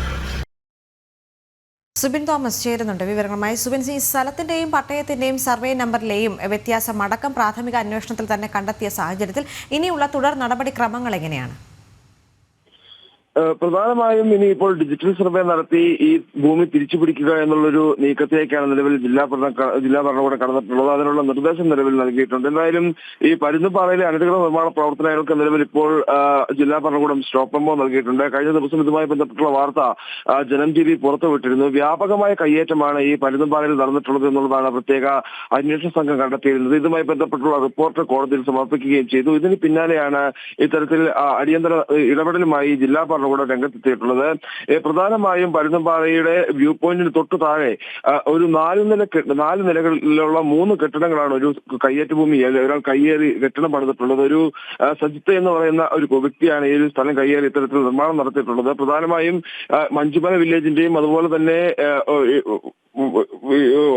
വണ്ടിപ്പെരിയാർ വില്ലേജിന്റെയും മധ്യത്തിലുള്ള ഒരു പ്രദേശമാണ്. ഈ രണ്ട് പ്രദേശത്തെയും സർവേ നമ്പറുകൾ വ്യാജമായി കാണിച്ചുകൊണ്ടാണ് ഇത്തരത്തിൽ ഈ ഒരു അനധികൃത കയ്യേറ്റങ്ങളെല്ലാം തന്നെ നടന്നിട്ടുള്ളത്. പ്രധാനമായും 20-ലധികം അനധികൃത കയ്യേറ്റങ്ങൾ അവിടെ കണ്ടെത്തിയിട്ടുണ്ട്. ഇത്തരത്തിൽ ഈ സർവേ നമ്പറുകൾ മാറ്റിമറിച്ച് 20-ലധികം കയ്യേറ്റങ്ങൾ അവിടെ നടന്നിട്ടുണ്ട് എന്നുള്ളതാണ് പ്രധാനമായും കണ്ടെത്തിയിട്ടുള്ളത്. ഈ പ്രത്യേക അന്വേഷണ സംഘത്തിന്റെ റിപ്പോർട്ട് പ്രകാരം വലിയ രീതിയിൽ ഇത്തരത്തിൽ വ്യാജമായി സർവേ നമ്പറുകൾ മാറ്റി കയ്യേറ്റം നടത്തിയിട്ടുണ്ട് എന്ന് കണ്ടെത്തുകയും ചെയ്തിട്ടുണ്ട്. നിലവിൽ ഇപ്പോൾ സബ് കളക്ടറുടെ നേതൃത്വത്തിൽ രേഖകൾ പരിശോധിക്കുകയും ഡിജിറ്റൽ സർവേ നടത്തുകയും ആണ് ചെയ്തത്. ഇതിനുശേഷം ഈ നടപടികൾ പൂർത്തിയാക്കി 1 മാസത്തിനകം റിപ്പോർട്ട് കളക്ടർക്ക് നൽകാൻ നിർദ്ദേശം നൽകിയിട്ടുണ്ട്. ഇതിനുശേഷമാകും അനധികൃതമായി സമ്പാദിച്ചിരിക്കുന്ന പട്ടയങ്ങൾ റദ്ദാക്കാനുള്ള നടപടിയിലേക്ക് കടക്കുക. അത്തരത്തിൽ ഈ അനധികൃതമായി സമ്പാദിച്ചിട്ടുള്ള പട്ടയങ്ങൾ റദ്ദാക്കുകയും ഈ ഭൂമി തിരിച്ചു പിടിക്കുകയും ചെയ്യാനാണ് നിലവിൽ നീക്കം നടക്കുന്നത്. ഏതെങ്കിലും തരത്തിൽ ഈ ഡിജിറ്റൽ സർവേയുടെ ഭാഗമായി കയ്യേറ്റ ഭൂമി അതിൽ നിയമസാധ്യത ഉണ്ടാക്കാനുള്ള നീക്കം ഉണ്ടായാൽ അത് തടയണമെന്നുള്ളൊരു നിർദ്ദേശവും ജില്ലാ ഭരണകൂടം നിലവിൽ നൽകിയിട്ടുണ്ട്. ഈ കയ്യേറ്റക്കാർക്ക് കൂട്ടുനിൽക്കുന്ന ഉദ്യോഗസ്ഥരെ കണ്ടെത്താനും കർശനമായ നിർദ്ദേശം. അതായത് ഉദ്യോഗസ്ഥ ഒത്താശയിലാണ് ഇത്തരത്തിലുള്ള ഈ കയ്യേറ്റങ്ങൾ വ്യാപകമായി നടന്നിട്ടുള്ളത് എന്നുള്ള ഒരു കണ്ടെത്തലാണ് ഈ പ്രത്യേക അന്വേഷണ സംഘത്തിനുള്ളത്. അതുകൊണ്ട് തന്നെ ഇത്തരം ഉദ്യോഗസ്ഥരെ മാറ്റി നിർത്തി അല്ലെങ്കിൽ ജില്ലയ്ക്ക് പുറത്തേക്ക് മാറ്റി നിർത്തണമെന്നുള്ളൊരു നിർദ്ദേശവും ഈ പ്രത്യേക അന്വേഷണ സംഘം ഹൈക്കോടതി അറിയിച്ചിരുന്നു. അത്തരത്തിലുള്ള സാധ്യതകളും നിലവിൽ ഇപ്പോൾ ജില്ലാ ഭരണകൂടം സ്വീകരിക്കുന്നുണ്ട്. അതായത് ഈ ഉദ്യോഗസ്ഥരെ മാറ്റിക്കൊണ്ട് ഈ മറ്റു നടപടികളിലേക്ക് കടക്കാനുള്ള ഒരു നീക്കവും നിലവിൽ ജില്ലാ ഭരണകൂടം ആരംഭിച്ചിട്ടുണ്ട്. ഓക്കെ, ശരി. സുബിൻ വിവരങ്ങൾ നൽകുകയായിരുന്നു. ഇന്നിപ്പോൾ നിയമസഭാ സമ്മേളനം ആരംഭിക്കുകയാണ്. ഒരു പ്രധാനപ്പെട്ട കാര്യം, ഈ സ്വകാര്യ സർവകലാശാലയിൽ അധികാരം VC-ക്കും പൊതു സർവകലാശാലയിൽ ഉന്നത വിദ്യാഭ്യാസ മന്ത്രിക്കും നൽകുന്ന ബില്ല് ഇന്ന് നിയമസഭയിൽ വരികയാണ്. VC-മാരുടെ അധികാരങ്ങൾ വെട്ടിക്കുറയ്ക്കുന്നതാണ് ബില്ല് എന്നും ആക്ഷേപമുണ്ട്. ബില്ലിൽ ചാൻസലറായ ഗവർണറുടെ തുടർ നടപടി പക്ഷേ നിർണായകവുമാണ്. ടിൻഡു ദാസ് ചേരുന്നുണ്ട് വിവരങ്ങളുമായി. ടിൻഡു, അപ്പോൾ ഇന്ന് ഈ ബില്ല് അവതരണം എങ്ങനെയായിരിക്കും? അത് ഉണ്ടാകുമോ? കാരണം അത് ഉണ്ടായാൽ തന്നെയും പിന്നീട് അതിൻ്റെ നടപടിക്രമങ്ങൾ എത്രത്തോളം പിന്നെയും ബാക്കി ഉണ്ടാകും? ഈ ബില്ലിൻ്റെ മറ്റ് സ്പെസിഫിക്കേഷൻസ് ഒക്കെ എന്താണ്?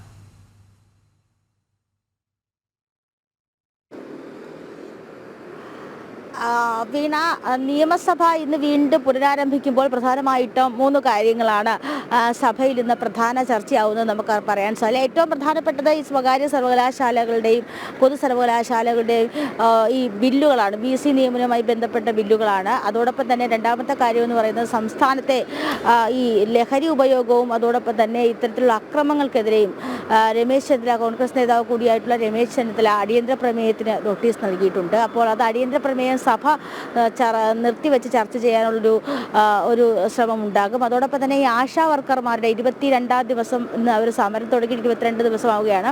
ആശാ വർക്കർമാർ നിയമസഭയിലേക്കൊരു മഹാസംഗമം ഉൾപ്പെടെ ഒരു മാർച്ച് നടത്തുന്നത്. അപ്പോൾ പ്രധാനമായും 3 വിഷയങ്ങൾ. നമ്മൾ ഏറ്റവും പ്രധാനമായി പറയുന്നത് ഈ ബില്ല് തന്നെയാണ്. സ്വകാര്യ സർവകലാശാലകളിലെ അധികാരം VC-മാർക്കും പൊതു സർവകലാശാലകളിലെ അധികാരം പ്രോ ചാൻസലർ കൂടിയായിട്ടുള്ള മന്ത്രിയിലേക്ക് വന്നു ചേർന്ന രീതിയിലുള്ള ബില്ല് ഇന്ന് സഭയിൽ അവതരിപ്പിക്കും. ഇത് പ്രധാന ചർച്ചയാവും. സ്വകാര്യ സർവകലാശാലകളുമായി ബന്ധപ്പെട്ട ഈ ബില്ലുകളുമായി ബന്ധപ്പെട്ട് നമുക്കറിയാം, നമ്മുടെ ഭൂതകാലത്തിലുള്ള രാഷ്ട്രീയ കേരളം ഒരുപാട് രീതിയിൽ ചർച്ച ചെയ്യപ്പെടുകയും ഒരുപക്ഷെ ഒരു ഘട്ടത്തിൽ അത് ഇടത് സർക്കാർ അല്ലെങ്കിൽ ഇടതുപക്ഷം തന്നെ വലിയ രീതിയിൽ എതിർക്കുകയും ചെയ്തൊരു കാര്യമാണ്. ഇതിപ്പോൾ 2025 ആകുമ്പോൾ നിയമസഭയിൽ ബില്ലായി പാസ്സാകാൻ പോകുന്നു എന്നുള്ളൊരു കാര്യം വരുന്നത്. അപ്പോൾ എന്തായാലും ഇന്ന് ഈ ബില്ല് സഭയിൽ പ്രധാന ചർച്ചയും അതോടൊപ്പം തന്നെ ഈ ഗവർണർ കൂടി ചാൻസലർ കൂടിയായിട്ടുള്ള ഗവർണറുടെ അധികാരം പൂർണ്ണമായിട്ടും ഇല്ലാതാക്കുന്ന രീതിയിലുള്ള തരത്തിലുള്ള ബില്ലാണ് അവതരിപ്പിക്കുന്നത് എന്നൊരു ആക്ഷേപവും നിലനിൽക്കുന്നുണ്ട്. ഏറ്റവും പ്രധാനപ്പെട്ട കാര്യം എന്ന് പറയുന്നത് ഈ ബില്ല് അവതരിപ്പിക്കുമ്പോൾ സ്വകാര്യ സർവകലാശാലകളുടെ അധികാരം, പരീക്ഷ നടത്തിപ്പ്, സാമ്പത്തിക കാര്യങ്ങൾ, അതോടൊപ്പം തന്നെ മറ്റ് അക്കാഡമിക് കാര്യങ്ങളൊക്കെ അതിൻ്റെ അധികാരങ്ങൾ വന്നു ചേരുന്നത് സ്വകാര്യ സർവകലാശാലകളാണെങ്കിൽ അത് അവിടുത്തെ VC വൈസ് ചാൻസലർമാർക്കും, പൊതു സർവകലാശാലകളാണെങ്കിൽ അല്ലെങ്കിൽ പൊതു സർവകലാശാലകളിൽ ഞാൻ ഈ പറഞ്ഞ സാമ്പത്തിക കാര്യങ്ങൾ, പരീക്ഷ നടത്തിപ്പ്, അക്കാഡമിക് കലണ്ടർ തയ്യാറാക്കൽ തുടങ്ങിയ സർവകലാ സിൻഡിക്കേറ്റ് കാര്യങ്ങൾ, അങ്ങനത്തെ സർവകലാശാലയുമായി ബന്ധപ്പെട്ട എല്ലാ വിഷയങ്ങളിലും ഈ പ്രോ ചാൻസലർ കൂടിയായ മന്ത്രിക്കോ മന്ത്രി ചുമതലപ്പെടുത്തുന്ന ആൾക്കോ അത് പൂർണ്ണ അധികാരം ഉണ്ടാകുന്ന രീതിയിലാണ് ബില്ല് ചിട്ടപ്പെടുത്തിയിരിക്കുന്നത്. ചാൻസലർ കൂടിയായ ഗവർണർക്ക് സർവകലാശാലകളുടെ ദൈനംദിന ഭരണകൃത്യങ്ങൾ ഇടപെടാൻ വ്യവസ്ഥ ഇല്ലാതിരിക്കുകയാണ്. നിലവിൽ വ്യത്യസ്തമായിട്ട് പ്രോ ചാൻസലറായിട്ടുള്ള ഉന്നത വിദ്യാഭ്യാസ വകുപ്പ് മന്ത്രിക്ക് അധികാരങ്ങൾ വന്നു ചേരുന്നത്. അപ്പോൾ ഇതുമായി ബന്ധപ്പെട്ട് വലിയ രീതിയിലുള്ള തർക്കങ്ങളും വലിയ രീതിയിലുള്ള ആക്ഷേപങ്ങളൊക്കെ നിലനിൽക്കുന്നതിനിടയിലാണ് ഈ ബില്ലിൻ്റെ അനുമതി തേടി ഈ ബില്ല് സഭയിലേക്ക് കൊണ്ടുവരുന്നതെന്നൊരു കാര്യമുണ്ട്. ഇതിനെ പ്രതിപക്ഷം നഖശിഖാന്തരം എതിർക്കുന്നുണ്ട്. അപ്പോൾ പ്രതിപക്ഷത്തിൽ നേരത്തെ തന്നെ എതിർപ്പ് അറിയിച്ചിട്ടുണ്ടെങ്കിൽ ഈ ബില്ല് സഭയിൽ അവതരിപ്പിക്കുമ്പോൾ അവരുടെ എതിർപ്പ് അവരത് ഏത് ഘട്ടത്തിലാണ് എങ്ങനെയാണ് ചർച്ച ചെയ്യുന്നത്, അല്ലെങ്കിൽ പ്രതിപക്ഷവും ഭരണപക്ഷവും കൂടി ഒരുമിച്ച് രഹസ്യമായി ആലോചിച്ച് അത് സഭയിലേക്ക് കൊണ്ടുവരുന്നതാണെന്നുള്ള കാര്യങ്ങളൊക്കെ ഇന്ന് സഭയിൽ അറിയാൻ സാധിക്കും. മറ്റൊരു പ്രധാനപ്പെട്ട കാര്യം എന്ന് പറയുന്നത് ഈ ബില്ല് സഭയിലേക്ക് എത്തുന്നതിന് മുന്നേ തന്നെ ഈ കുസാറ്റ് അതോടൊപ്പം തന്നെ KTU തുടങ്ങിയ സർവകലാശാലകളുടെ VC നിയമനവുമായി ബന്ധപ്പെട്ട വ്യവസ്ഥകളിലൊക്കെ ഇപ്പോഴും ഗവർണർ അനുമതി നൽകിയിട്ടില്ല എന്നാണ് നമുക്ക് മനസ്സിലാക്കാൻ സാധിക്കുന്നത്. ഈ പൊതു സർവകലാശാലകളുമായി ബന്ധപ്പെട്ട ബില്ലുകൾക്കൊക്കെ നേരത്തെ അനുമതി നേടിയിരുന്നു. അപ്പോൾ ഇത്തരത്തിലുള്ള അധികാരങ്ങൾ പൂർണ്ണമായിട്ടും ഇല്ലാതാകുന്ന രീതിയിൽ, അല്ലെങ്കിൽ ചാൻസലറുടെ കയ്യിൽ നിന്നും അധികാരങ്ങൾ പോകുന്ന രീതിയിലുള്ള ബില്ല് അവതരണം, അത്തരത്തിലുള്ള ബില്ലിൻ്റെ ഡ്രാഫ്റ്റ് തയ്യാറാക്കിയിരിക്കുന്നത് ആ കാരണങ്ങൾക്ക് കൊണ്ട് തന്നെയാണ് ഇതുവരെയായിട്ട് ഈ ബില്ലിന് ഇതുവരെ അനുമതി കിട്ടിയിട്ടില്ല എന്ന് നമുക്ക് ഈ കുസാറ്റ് കുസാറ്റ് അതോടൊപ്പം തന്നെ ഈ ടെക്നിക്കൽ സർവകലാശാല തുടങ്ങിയ സാങ്കേതിക സർവകലാശാല തുടങ്ങിയ സർവകലാശാലകളുടെ VC നിയമനവുമായി ബന്ധപ്പെട്ട ബില്ലിൽ ഇതുവരെ അനുമതി ഗവർണർ നൽകിയിട്ടില്ല എന്നൊരു വിവരം പുറത്തു വരുന്നുണ്ട്. അതോടൊപ്പം തന്നെ ഈ ബില്ല് മലയാളത്തിലാണ്. അപ്പോൾ അതിൻ്റെ ഒരു സാങ്കേതികപരമായിട്ട് പ്രശ്നങ്ങൾ കൂടി നിലനിൽക്കുന്നുണ്ട്. അപ്പോൾ എന്തായാലും ഈ സ്വകാര്യ സർവകലാശാലയിലെ VC നിയമനം, പൊതു സർവകലാശാലകളുടെ VC നിയമനവുമായി ബന്ധപ്പെട്ട വിശദമായിട്ടൊരു ഡ്രാഫ്റ്റ് ആയിരിക്കും ഇന്ന് നിയമസഭയിലെത്തുക. ഇതിന്മേൽ ഇന്ന് ചർച്ച ഉണ്ടാകുമോ എന്നറിയണം. ഇത് എങ്ങനെ പ്രതിപക്ഷം എതിർക്കുമെന്നുള്ളതും നിയമസഭയിൽ നിന്ന് നമുക്ക് റിപ്പോർട്ട് ചെയ്യാൻ പറ്റുന്നൊരു പ്രധാന കാര്യമാണ്. ഒരുപക്ഷെ വിദ്യാഭ്യാസ നയത്തെയൊക്കെ തന്നെ വലിയ രീതിയിൽ ഒരു ചേഞ്ച് അല്ലെങ്കിൽ മാറ്റം വരുന്ന രീതിയിലേക്കാണ് ബില്ല് അവതരണമെന്ന് നമുക്ക് മനസ്സിലാക്കാൻ സാധിക്കുന്നുണ്ട്. മറ്റൊരു കാര്യം ഞാൻ നേരത്തെ സൂചിപ്പിച്ചതുപോലെ തന്നെ ലഹരിയും അക്രമങ്ങളും അതോടൊപ്പം തന്നെ ആശാ വർക്കർമാരുടെ സമരം, ഇതാണ് ഇന്ന് പ്രധാനമായി ഈ 3 വിഷയങ്ങളാണ് ഇന്ന് പ്രധാനമായിട്ടും നിയമസഭയിൽ നിന്ന് നമുക്ക് പങ്കുവയ്ക്കാൻ സാധിക്കുന്നത്. 9 മണിയോടുകൂടി സഭാ സമ്മേളനങ്ങൾ ആരംഭിക്കും. ആദ്യം അടിയന്തര പ്രമേയത്തിന് ശേഷമായിരിക്കും ബില്ല് അവതരണം, ചോദ്യോത്തരം, അടിയന്തര പ്രമേയം, പിന്നീട് വരുന്നത് ബില്ല് അവതരണമായിരിക്കും. അപ്പോൾ ഇന്ന് പ്രധാനമായിട്ടും ഈ 3 കാര്യങ്ങൾ സഭ അത് വലിയ രീതിയിൽ തന്നെ ചർച്ച ചെയ്യുമെന്ന് പ്രതീക്ഷിക്കുന്നു. വീണ. ഓക്കെ, ശരി ടിൻഡു.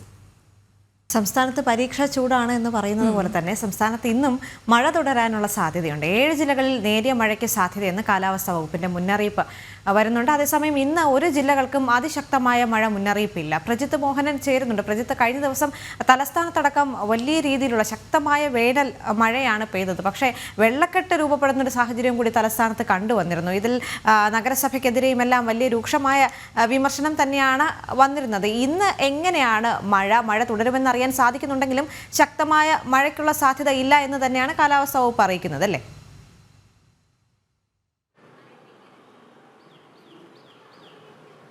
ദേവിക, അങ്ങനെ തന്നെയാണ്. കാരണം മഴ ഉണ്ട് എന്നുള്ളതാണ് കാലാവസ്ഥാ നിരീക്ഷണ കേന്ദ്രത്തിന്റെ അലർട്ട് പ്രകാരം നമുക്ക് മനസ്സിലാക്കേണ്ട കാര്യം. 7 ജില്ലകളിൽ തിരുവനന്തപുരം, കൊല്ലം, പത്തനംതിട്ട, ആലപ്പുഴ, കോട്ടയം, എറണാകുളം, ഇടുക്കി ജില്ലകളിൽ അലർട്ട് നൽകിയിട്ടുണ്ട്. നേരിയ മഴയ്ക്കുള്ള സാധ്യതയാണ് മുന്നറിയിപ്പിൽ പറയുന്നത്. പക്ഷേ കഴിഞ്ഞ ദിവസങ്ങളിലേക്ക് ഒരു സാഹചര്യം കണക്കിലെടുത്ത് മഴ പെയ്യുകയാണെങ്കിൽ ശക്തമായ മഴയ്ക്കുള്ള സാധ്യതയും നിലനിൽക്കുന്നു. എന്തായാലും വരുന്ന ദിവസങ്ങളിൽ ഒന്നിടവിട്ട ദിവസങ്ങളിലൊക്കെ കേരളത്തിൽ പലയിടങ്ങളിലായി, പ്രത്യേകിച്ച് തെക്കൻ കേരളത്തിൽ പലയിടങ്ങളിലായി മഴയ്ക്ക് സാധ്യത കൂടുതലുണ്ട് എന്നുള്ളത് തന്നെയാണ് കാലാവസ്ഥാ നിരീക്ഷണ കേന്ദ്രം അറിയിക്കുന്നത്. അതേസമയം വടക്കൻ കേരളത്തിൽ കാര്യമായൊരു മഴയ്ക്കുള്ള സാധ്യത ഇപ്പോൾ പ്രവചിക്കുന്നില്ല. പക്ഷേ ഇത് കഴിഞ്ഞ ദിവസത്തെ മുന്നറിയിപ്പാണ്. ഇന്ന് രാവിലെ 10 മണിയോടുകൂടി അടുത്ത മഴ അലർട്ട് വരും. ആ സാഹചര്യത്തിലായിരിക്കും ഏതെങ്കിലും തരത്തിലുള്ള മാറ്റങ്ങളുണ്ടോ, അതോ ഇന്നലെ പെയ്ത മഴയോടെ വേനൽ മഴയ്ക്ക് എന്തെങ്കിലും കുറച്ച് നാളത്തേക്ക് ഒരു ഇടവേള ഉണ്ടാകുമെന്നടക്കമുള്ള കാര്യങ്ങളിൽ ഒരു വ്യക്തത വരിക. പക്ഷേ കഴിഞ്ഞ ദിവസം പെയ്തത് അതിശക്തമായ മഴയാണ്. തിരുവനന്തപുരം നഗരത്തിലടക്കം പലയിടങ്ങളിലും പല ജില്ലകളിലും ഒക്കെ ഈ രീതിയിൽ വെള്ളക്കെട്ടുണ്ടാകുന്ന സാഹചര്യം ഉണ്ടായിട്ടുണ്ട്. തിരുവനന്തപുരം നഗരത്തിൽ ഈ റോഡ് പണിയൊക്കെ നടക്കുന്ന ഒരു സാഹചര്യമുണ്ട്. അപ്പം ഈ മഴക്കാലപൂർവ്വ ശുചീകരണം എന്നൊക്കെ പറയുന്നത് കൃത്യമായി നടപ്പിലാകാത്തൊരു നഗരസഭ കൂടിയാണ് തിരുവനന്തപുരം. പല സ്ഥലങ്ങളിലും അത്തരം വീഴ്ചകൾക്കൊക്കെ നേരത്തെ ഉണ്ട്. ഇനി സാധാരണഗതിയിലുള്ള മഴക്കാലപൂർവ്വ ശുചീകരണത്തിൻ്റെ സമയമാകുന്നതേ ഉള്ളൂ. പക്ഷേ ഈ വേനൽ മഴയൊക്കെ മുന്നിൽ കണ്ടുകൊണ്ട് അത്തരത്തിലുള്ള നടപടിക്രമങ്ങളൊക്കെ എടുക്കുന്നൊരു അല്ലെങ്കിൽ അങ്ങനെ ഒരു ശുചീകരണമൊക്കെ നടത്തുന്ന ഒരു ശീലം പണ്ടുണ്ടായിരുന്നു. ഇപ്പോൾ അത്തരം നടപടികളൊന്നും നടക്കാറില്ല എന്നുള്ളതാണ് യാഥാർത്ഥ്യം. എന്തായാലും അതോടൊപ്പം തന്നെ ഈ റോഡ് പണികൾ കൂടിയായപ്പോൾ പലയിടങ്ങളിലും നഗരത്തിന്റെ താഴ്ന്ന ഭാഗങ്ങളിലൊക്കെ വെള്ളക്കെട്ട് രൂക്ഷമാകുന്ന ഒരു സാഹചര്യം ഉണ്ടായി. ആരും പ്രതീക്ഷിച്ചിരുന്നില്ല എന്നുള്ളതാണ് ഇത്ര ശക്തമായ മഴ പെയ്യുമെന്നുള്ളതൊരു യാഥാർത്ഥ്യം. അതിൻ്റെതായ ബുദ്ധിമുട്ടുകൾ പലയിടങ്ങളിലും ഉണ്ടായിട്ടുമുണ്ട്. എന്തായാലും ഈ കൊടും വേനൽ ചൂടിനൊരു ആശ്വാസമായിരുന്നു, ഈ ഇപ്പോഴത്തെ ഈ ചൂടിന് വേനലിന് മുൻപ് തന്നെ വേനലിൻ്റെ ചൂടായി നിൽക്കുന്ന ഒരു സാഹചര്യത്തിന് അത് വളരെ ആശ്വാസം പകരുന്നതായിരുന്നു കഴിഞ്ഞ ദിവസത്തെ മഴ. എന്തായാലും വരും ദിവസങ്ങളിലും ഒന്നിടവിട്ട ദിവസങ്ങളിലെങ്കിലും ഇത്തരത്തിൽ മഴയുണ്ടാകുകയാണെങ്കിൽ ഈ കത്തിക്കാളുന്ന വെയിലിനൊരു ആശ്വാസം ഉണ്ടാകും എന്നുള്ളതാണ് ആകെയുള്ളൊരു ആശ്വാസം. ദേവിക. ഓക്കെ, ശരി പ്രജിത്ത് പറഞ്ഞ വളരെ ശരിയാണ്. കാരണം നമ്മൾ വേനൽക്കാലം എന്ന് നമ്മൾ പറയുന്നൊരു കാലം ഏപ്രിൽ മെയ് മാസം അത് എത്തുന്നതിന് മുൻപേ തന്നെ ഫെബ്രുവരിയിൽ തന്നെ വലിയ കടുത്ത ചൂടായിരുന്നു. അതുകൊണ്ട് തന്നെ ഇപ്പോൾ വേനൽ മഴ എന്ന് പറയുന്ന ഈ ഒരു മഴ പെയ്യുമ്പോൾ തന്നെ നമുക്ക് വലിയ ആശ്വാസമുണ്ട്.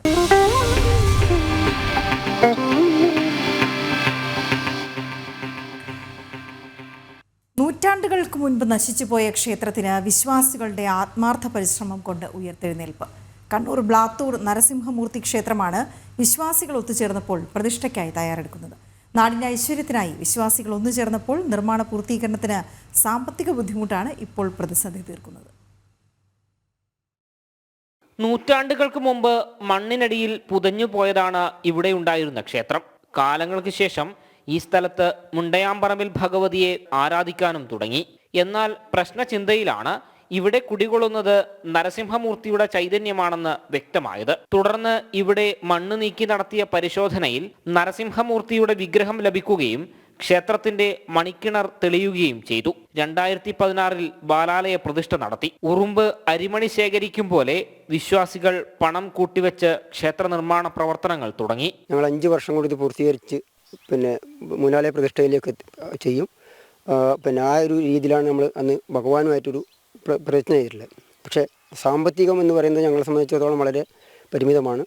അതുകൊണ്ട് തന്നെ ഞങ്ങളാൽ കഴിയുന്നത്, ഞങ്ങൾ ഈ സമയം വരെ ഞങ്ങളാൽ കഴിയുന്ന 10-25 ലക്ഷം ഉറുപ്പികയോളം ചെലവ് ചെയ്ത് ആരെയും ബുദ്ധിമുട്ടിക്കാതെ, നാട്ടുകാരെ ഇതുവരെ ബുദ്ധിമുട്ടിക്കാതെ തന്നെ ഞങ്ങളാൽ കഴിയുന്നത് ഞങ്ങൾ ചെയ്തുകൊണ്ട് ഈ ഒരു രീതിയിൽ അമ്പലം ആക്കിയിട്ടുണ്ട്. അപ്പോൾ അതിൻ്റെ അടിസ്ഥാനത്തിൽ ഇനി എന്ത് ചെയ്യണം, എങ്ങനെ ഇത് മുന്നോട്ട് കൊണ്ടുപോകണം എന്നുള്ളതിനെപ്പറ്റി ഒരു ധാരണയും നമുക്കില്ല. പരിമിതമായ അംഗങ്ങൾ മാത്രമേ കമ്മിറ്റിയിലുള്ളൂ.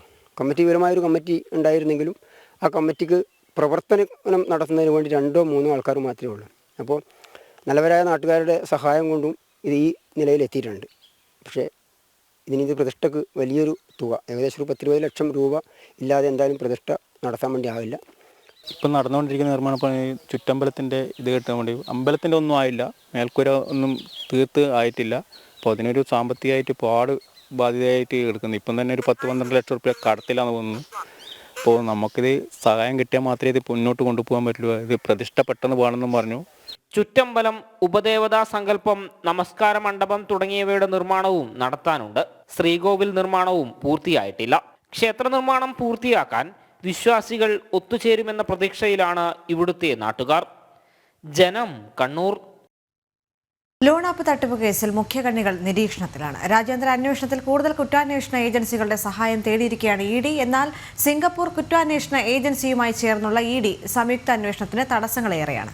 മുഖ്യ സൂത്രധാരരെ കണ്ടെത്തുന്നതിന് സിംഗപ്പൂർ കുറ്റാന്വേഷണ ഏജൻസികളിൽ നിന്ന് പൂർണ്ണ സഹകരണം ലഭിച്ചിട്ടില്ല. സുധീഷ് ഗോപാൽ ചേരുന്നുണ്ട് കൊച്ചിയിൽ നിന്ന് വിവരങ്ങളുമായി. സുധീഷ്, ഈ വാർത്തയുടെ കൂടുതൽ വിശദാംശങ്ങൾ എന്തൊക്കെയാണ്?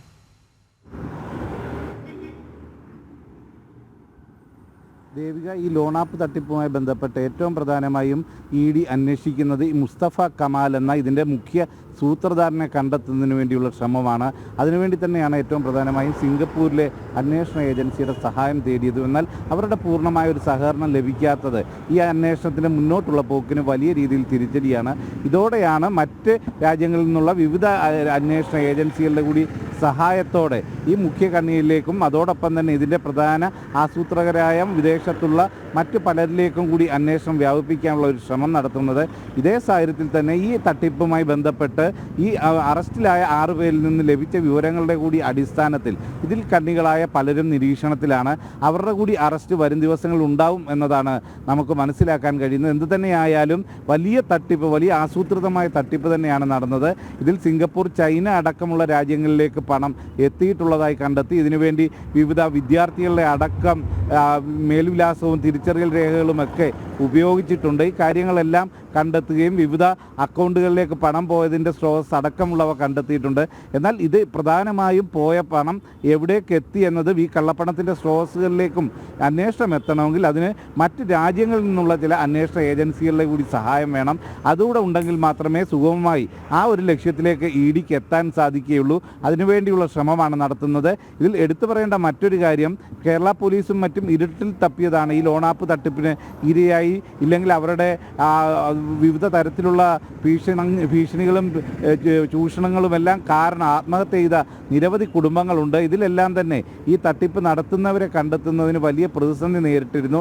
എന്നാൽ അതിൽപ്പെട്ട 6 പേരെ അറസ്റ്റ് ചെയ്യാൻ സാധിച്ചു എന്നത് വളരെ പ്രധാനമായ സംഭവമാണ്. അവരിലൂടെയാണ് ഇപ്പോൾ മറ്റു വിവരങ്ങൾ ശേഖരിച്ചുകൊണ്ട് മുന്നോട്ട് പോകുന്നത്. അതിൽ മറ്റ് ഏജൻസികളുടെ കൂടെ സഹായം തേടാനുള്ള തീരുമാനത്തിലാണ് ഇപ്പോൾ ED എത്തിയിട്ടുള്ളതും. ദേവിക, ലഹരിയാണ് ഇന്നിപ്പോൾ കേരളം നേരിടുന്ന വലിയ പ്രശ്നങ്ങളിലൊന്ന്. അതുമായി ബന്ധപ്പെട്ട് ചില അന്വേഷണങ്ങളിലേക്ക് പോകുമ്പോഴാണ് സംസ്ഥാനത്ത് എയർ പാഴ്സൽ വഴിയുള്ള ലഹരി കടത്ത് വർദ്ധിക്കുന്നുവെന്ന് മനസ്സിലാകുന്നത്. കഴിഞ്ഞ 5 മാസത്തിനിടെ 7 കേസുകളാണ് സംസ്ഥാനത്ത് രജിസ്റ്റർ ചെയ്തത്. ഇതിൽ 3 കേസുകളും എടുത്തത് കഴിഞ്ഞ 2 മാസത്തിനിടെയാണ്. സുധീഷ് ഗോപാൽ ചേരുന്നു. സുധീഷ്, അപ്പോൾ എന്തൊക്കെ വിവരങ്ങളാണ് അന്വേഷണത്തിൽ മനസ്സിലായത്? വീണ, ഇവിടെ സാധാരണ കൊറിയർ സർവീസ് വഴി MDMA പോലത്തെ സ്റ്റിക്കർ പോലത്തെ മയക്കുമരുന്നുകൾ വ്യാപകമായി ഇത് ഉപയോഗിക്കുന്നവരിലേക്ക് എത്തിയിരുന്നു. എന്നാൽ ഇത് സംബന്ധിച്ച പോലീസിൻ്റെ എക്സൈസിൻ്റെയും എല്ലാം നിരീക്ഷണം ശക്തമായതോടെയാണ് വിദേശത്ത് നിന്നും ഇത്തരത്തിൽ മയക്കുമരുന്ന് എത്തിക്കുന്ന ഒരു സംവിധാനം സജീവമായത്. ഇതുമായി ബന്ധപ്പെട്ടാണ് ഇപ്പോൾ കഴിഞ്ഞ 2 ദിവസത്തിനിടെ തന്നെ 3 കേസുകൾ രജിസ്റ്റർ ചെയ്തിട്ടുള്ളത്. 80 ഗ്രാം MDMAയും അതോടൊപ്പം തന്നെ ഹൈബ്രിഡ് കഞ്ചാവുമാണ് കഴിഞ്ഞ ദിവസങ്ങളിൽ പിടികൂടിയത്. ഇതുമായി ബന്ധപ്പെട്ട് ഇത് ജർമ്മനിയിൽ നിന്നും നെതർലൻഡിൽ നിന്നും മറ്റും എത്തുന്നു എന്നതാണ് ഇതിൽ ഏറ്റവും പ്രധാനമായും കണ്ടെത്തിയിട്ടുള്ളത്. എന്നാൽ ഇത് ആരാണ് അയക്കുന്നതെന്നും ഇതിൻ്റെ പിന്നിൽ മലയാളികൾ അടക്കമുള്ളവരുടെ ഇടപെടലുകൾ ഉണ്ടോ എന്നതൊന്നും സംബന്ധിച്ച് കൃത്യതയിലേക്ക് എത്താൻ അന്വേഷണ സംഘത്തിന് ആവുന്നുമില്ല. ഇവിടേക്ക് എത്തുന്നതും കള്ള മേൽവിലാസങ്ങളിലാണ്. എന്നാൽ ആ മേൽവിലാസം നൽകിയവർ അത് പോയി കൈപ്പറ്റുന്ന ഒരു രീതിയാണ് നിലനിൽക്കുന്നത്. ഇതുമായി ബന്ധപ്പെട്ടുള്ള ഇപ്പോൾ അന്വേഷണം ഊർജിതമാക്കിയിരിക്കുകയാണ്. ഇപ്പോൾ എടുത്ത കേസുകളിൽ തന്നെ വ്യക്തമായും തന്നെ മനസ്സിലാവുന്നത് ഇതിൻ്റെ പിന്നിൽ പ്രവർത്തിക്കുന്നവർ ഒരു തരത്തിലും വെളിച്ചത്ത് വരാത്ത രീതിയിലാണ് അയക്കുന്നവരുടെ മേൽവിലാസമോ ഇവിടെ കൈപ്പറ്റുന്നവരുടെ കൃത്യമായ ശരിയായ മേൽവിലാസമോ ഇല്ലാതെയാണ് ഇത്തരത്തിൽ അയക്കുന്നത്. ഡാർക്ക് വെബ് എന്ന ഒരു സൈറ്റ് വഴിയാണ് ഇതിൻ്റെ വിതരണവും മറ്റും നടക്കുന്നതെന്നും കണ്ടെത്തിയിരിക്കുന്നു. ഇതുമായി ബന്ധപ്പെട്ട അന്വേഷണമാണ് ഇപ്പോൾ ഊർജിതമാക്കിയിട്ടുള്ളത്. വീണ. ഓക്കെ, ശരി സുധീഷ്. 1.5 ലക്ഷം വനിതകൾ പങ്കെടുത്ത കർമ്മയോഗിനി സംഗമത്തിന് വേദിയായി നാഗർകോവിലെ അമൃത ക്യാമ്പസ്. മാതാ അമൃതാനന്ദമയി ദേവിയുടെ സാന്നിധ്യത്തിൽ RSS സർക്കാര്യവാഹ് ദത്താത്രേയ ഹോസബാളെ സംഗമത്തിൽ മുഖ്യപ്രഭാഷണം നടത്തി. ഇന്നത്തെ കാലത്ത് സ്ത്രീകൾ ഉണർന്ന് പ്രവർത്തിക്കണമെന്നും കാലത്തിന് അത് അനിവാര്യമാണെന്നും ചടങ്ങിൽ അനുഗ്രഹ പ്രഭാഷണം നടത്തി മാതാ അമൃതാനന്ദമയി ദേവി പറഞ്ഞു. കന്യാകുമാരി ജില്ലയിലെ നാഗർകോവിലിൽ 1.5 ലക്ഷം വനിതകൾ ഒത്തുചേർന്നതോടെ കർമ്മയോഗിനി സംഗമം ആരംഭിച്ചു. നാഗർകോവിലിലെ അമൃത യൂണിവേഴ്സിറ്റി ക്യാമ്പസിലാണ് പരിപാടി സംഘടിപ്പിച്ചത്. മാതാ അമൃതാനന്ദമയി ദേവിയുടെ സാന്നിധ്യത്തിൽ RSS സർക്കാര്യവാഹ് ദത്താത്രേയ ഹൊസബളെ ചടങ്ങിൽ മുഖ്യപ്രഭാഷണം നടത്തി. സംസ്കാരവും തുല്യതയും ഉറപ്പുവരുത്തുന്നതാണ് ഭാരതത്തിന്റെ മൂല്യമെന്ന് ദത്താത്രേയ ഹൊസബളെ പറഞ്ഞു. കർമ്മയോഗിനികൾ നാടിന് നൽകിയ സംഭാവന വലുതാണെന്നും അദ്ദേഹം കൂട്ടിച്ചേർത്തു. Karmayogini Sangamam, as it has already been told, is the expression of the Shakti, the power of mother, the womanhood. It is the manifestation of women's collective strength and will to render service to the society.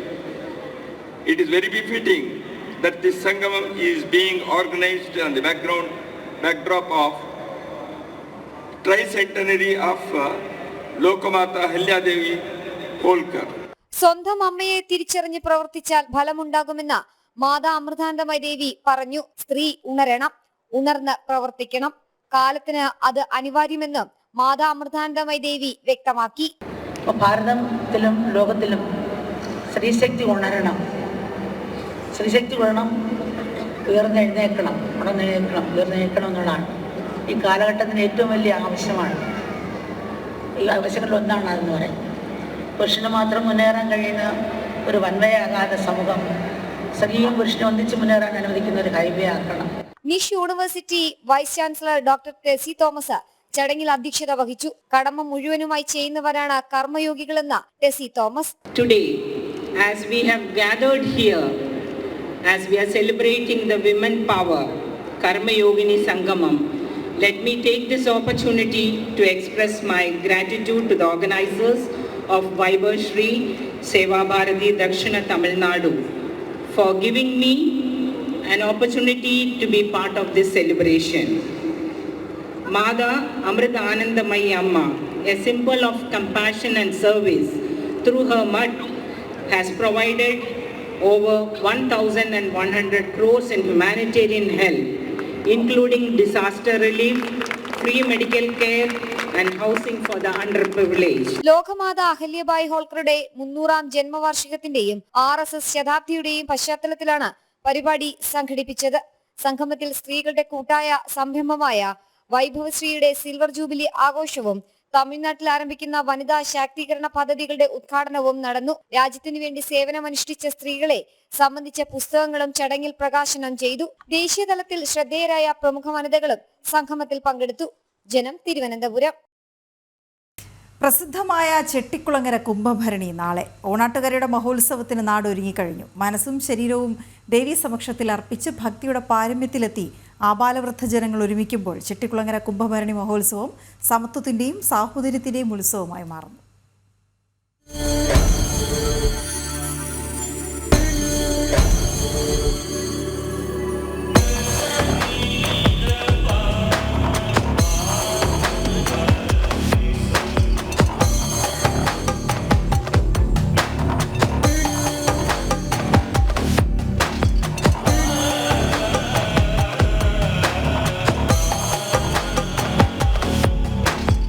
ഓണാട്ടുകരക്കാർക്ക് Kumbhabharani എന്നാൽ ചെട്ടികുളങ്ങര ഭഗവതിയുടെ ഉത്സവമാണ്.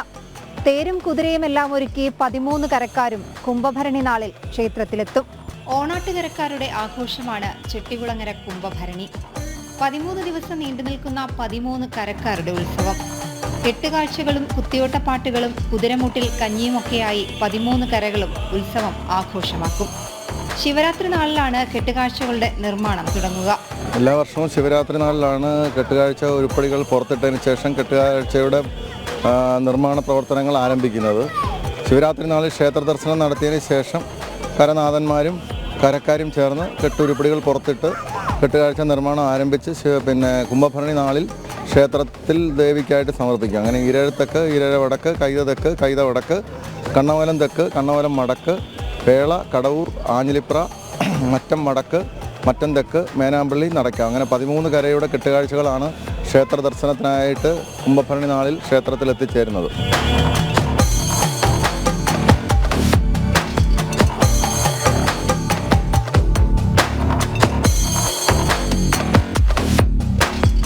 കെട്ടുകാഴ്ചകളുടെ നിർമ്മാണം അവസാന ഘട്ടത്തിലാണ്. ഈരഴ തെക്ക്, ഈരഴ വടക്ക്, കൈത തെക്ക്, കൈത വടക്ക്, കണ്ണമംഗലം തെക്ക്, കണ്ണമംഗലം വടക്ക്, പേള, കടവൂർ, ആഞ്ഞിലിപ്ര, മറ്റം തെക്ക്, മറ്റം വടക്ക്, മേനാമ്പള്ളി, നടക്കാവ് കരകളിലാണ് കെട്ടുകാഴ്ച നിർമ്മാണം പുരോഗമിക്കുന്നത്. വ്രതശുദ്ധിയോടെയാണ് നിർമ്മാണം.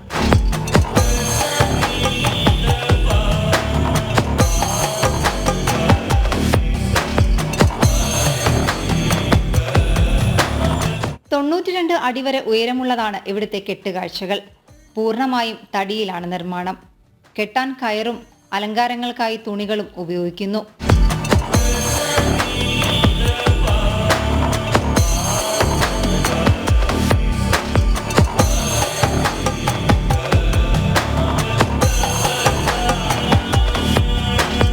കുംഭഭരണിക്കുള്ള കെട്ടുകാഴ്ചകളുടെ നിർമ്മാണം ആരംഭിക്കുമ്പോൾ മുതൽ നടത്തുന്ന അന്നദാന വഴിപാടാണ് കുതിരമുട്ടിൽ കഞ്ഞി. കുംഭഭരണിക്കാലത്തെ മനം നിറയ്ക്കുന്ന കാഴ്ചയാണ് മണ്ണിലിരുന്ന് ഇലക്കുമ്പിളിൽ സമഭാവനയോടെയുള്ള കഞ്ഞികുടി. ഇതിനുമുണ്ട് ചില പ്രത്യേകതകൾ. തെങ്ങോലക്കാൽ വളച്ചെടുത്ത തട ആദ്യമെത്തും. അതിനു മുകളിലാണ് തൂശനില വയ്ക്കുക. അതിൽ ചൂട് കഞ്ഞി ഒഴിക്കുമ്പോൾ ഇലവാടി കുമ്പിൾ പോലെ തടയ്ക്കുള്ളിലേക്ക് ഇറങ്ങും. കഞ്ഞിയിലേക്ക് അസ്ത്രമെന്ന കറി ഒഴിക്കും. മറ്റൊരിലക്കീറിൽ മുതിര വേവിച്ചതും പപ്പടവും അച്ചാറും, മധുരത്തിന് അവലും പഴവും ഉണ്ണിയപ്പവും.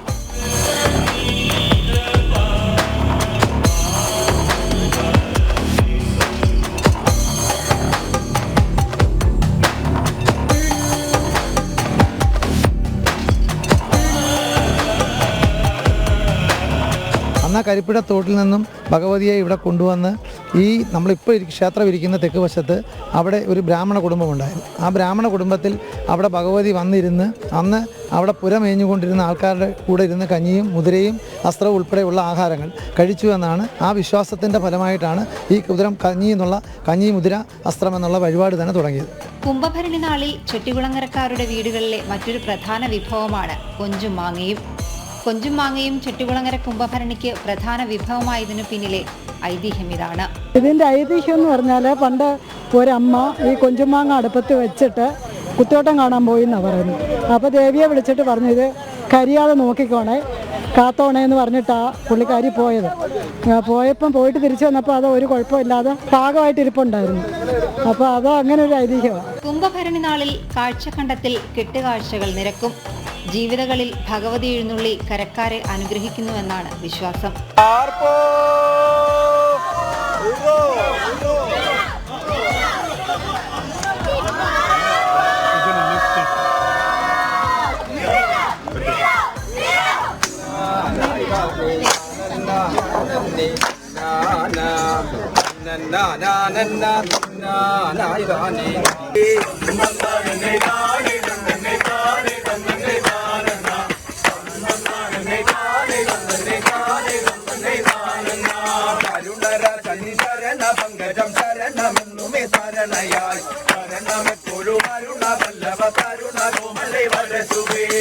ഓണാട്ടുകരക്കാരുടെ ഹൃദയവികാരമാണ് ചെട്ടികുളങ്ങര ഭരണി. സംഘബലം കൊണ്ടും ഭഗവതി കടാക്ഷം കൊണ്ടും ലക്ഷ്യം കാണുന്ന ഓണാട്ടുകരക്കാർ ഒത്തുചേരുന്ന മഹോത്സവം.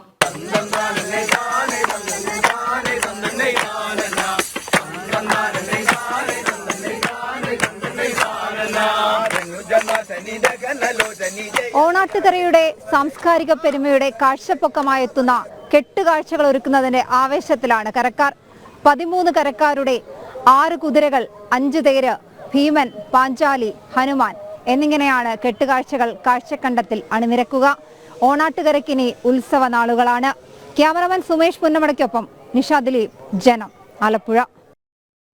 വെൺപാലവട്ടം ശ്രീ ഭഗവതി ക്ഷേത്ര സമിതിയുടെ ഈ വർഷത്തെ ശ്രീചക്ര പുരസ്കാരം പത്മഭൂഷൺ KS ചിത്രയ്ക്ക് സമർപ്പിച്ചു.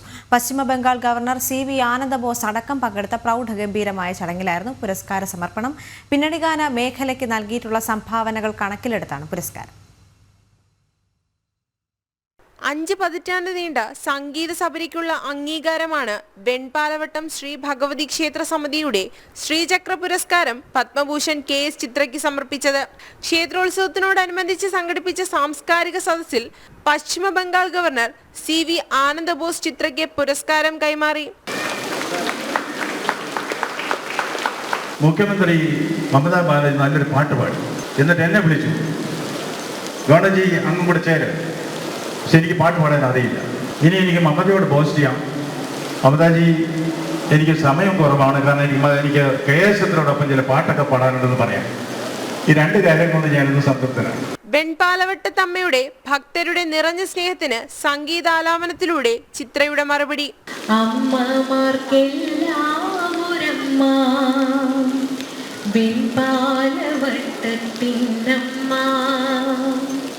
കലകൾക്കും അമ്മ, ശിലകൾക്കും അമ്മ, കാടിനും നാടിനും അമ്മ, നമ്മൾ കണ്ട ദൈവമാണമ്മ. Bhima jewellery chairman doctor B Govindan, Adoor Prakash MP, വ്യവസായി ബിജു രമേശ് തുടങ്ങിയവർ പുരസ്കാരദാന ചടങ്ങിൽ പങ്കെടുത്തു. ജനം, തിരുവനന്തപുരം.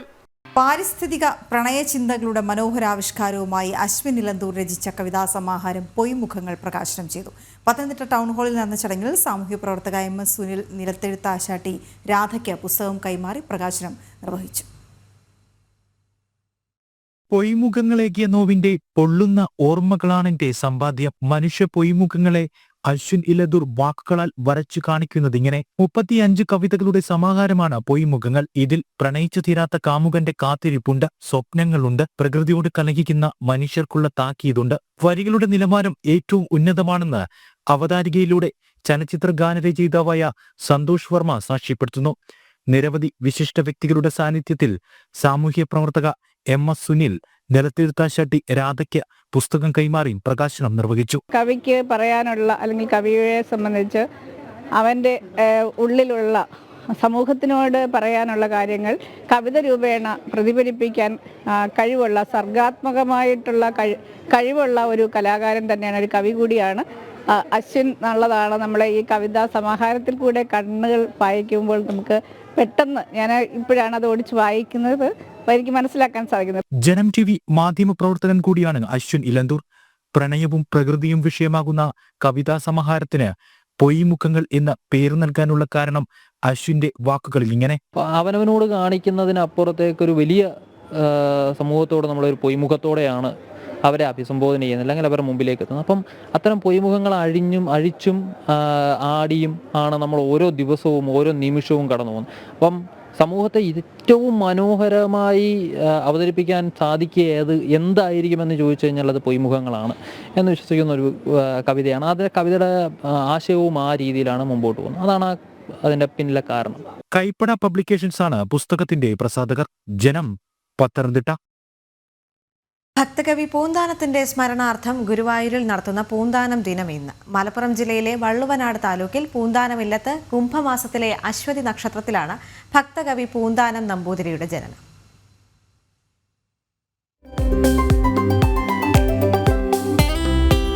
ഇന്ന് മാർച്ച് 3, ഭക്തകവി പൂന്താനം ജയന്തി. കേരളത്തിൽ ജീവിച്ചിരുന്ന ഭക്തകവികളിൽ ശ്രേഷ്ഠൻ. മലപ്പുറം ജില്ലയിലെ വള്ളുവനാട് താലൂക്കിൽ നെന്മേനി അംശത്തിൽ തിരുമാന്താംകുന്ന് ഭഗവതി ക്ഷേത്രത്തിനടുത്തുള്ള പൂന്താനം ഇല്ലത്ത് കുംഭമാസത്തിലെ അശ്വതി നക്ഷത്രത്തിലാണ് പൂന്താനത്തിന്റെ ജനനം.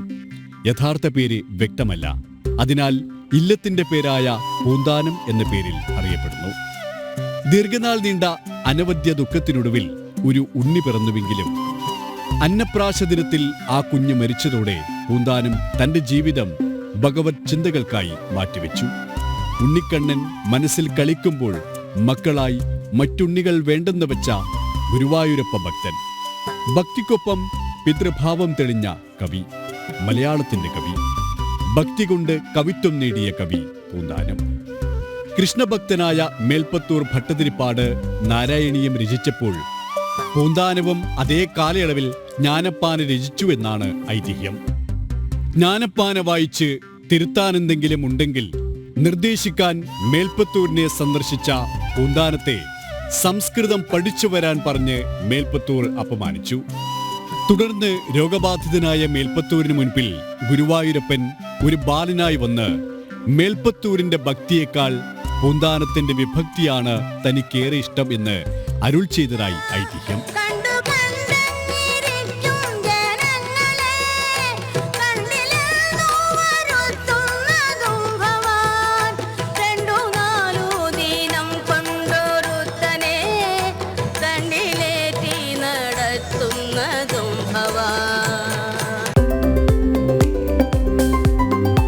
പത്തനംതിട്ട കലഞ്ഞൂർപ്പാടം ഇരട്ടക്കൊലപാതകത്തിൽ പ്രതി ബൈജു ഭാര്യ വൈഷ്ണവിയോട് നിരന്തരം വഴക്കുണ്ടാക്കിയിരുന്നുവെന്ന് വൈഷ്ണവിയുടെ പിതാവ് ബിജു.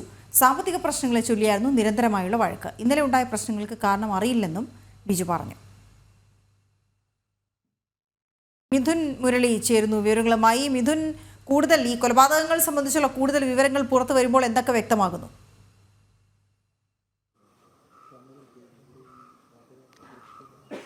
വീണ, ഇന്നലെ രാത്രി 11:30യോടെയാണ് നാടിനെ നടുക്കിയ ഇരട്ട കൊലപാതകം, അതിക്രൂരമായ കൊലപാതകം നടന്നത്.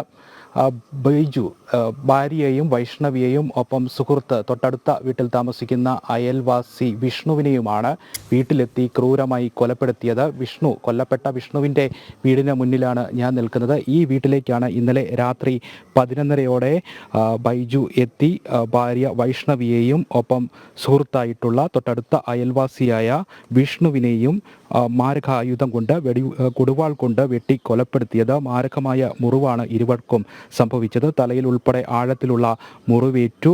തുടർന്ന് വൈഷ്ണവി സംഭവ സ്ഥലത്ത് വെച്ച് തന്നെയും വിഷ്ണുവിനെ ആശുപത്രിയിലേക്ക് കൊണ്ടുപോകും വഴിയാണ് മരണപ്പെട്ടത്. ഇവിടുന്ന് ഇപ്പോൾ ദൃശ്യങ്ങളിൽ കാണുന്ന വിഷ്ണുവിൻ്റെ വാടകയ്ക്ക് താമസിക്കുന്ന വീട്ടിൽ നിന്നും ഏകദേശം 50 മീറ്റർ അകലെ മാത്രമാണ് വൈഷ്ണവിയും ഒപ്പം ബൈജുവും താമസിക്കുന്ന വീട്. ഇവിടെ നിന്നും ഇന്നലെ ചില പ്രശ്നങ്ങൾ ഭാര്യ ഭർത്താക്കന്മാർ തമ്മിൽ ഉണ്ടാകുന്നു. ബൈജുവും ഒപ്പം വൈഷ്ണവിയും തമ്മിലുണ്ടായ ചില പ്രശ്നങ്ങൾ, വഴക്ക് രൂക്ഷമായപ്പോൾ വൈഷ്ണവി ഇവിടെ നിന്നും വീട്ടിൽ നിന്നും ഇറങ്ങി ഓടി. ഇപ്പോൾ ദൃശ്യങ്ങളിൽ കാണുന്ന വിഷ്ണുവിൻ്റെ വീട്ടിലേക്ക് എത്തുന്നു. കൊടുവാളുമായി പിന്തുടർന്ന് എത്തിയ ബൈജു വൈഷ്ണവിയെ വിളിച്ചിറക്കി വീടിന് മുന്നിൽ വെച്ച് വെട്ടി വീഴ്ത്തുകയായിരുന്നു. മാരകമായ മുറിവേൽപ്പിച്ചു.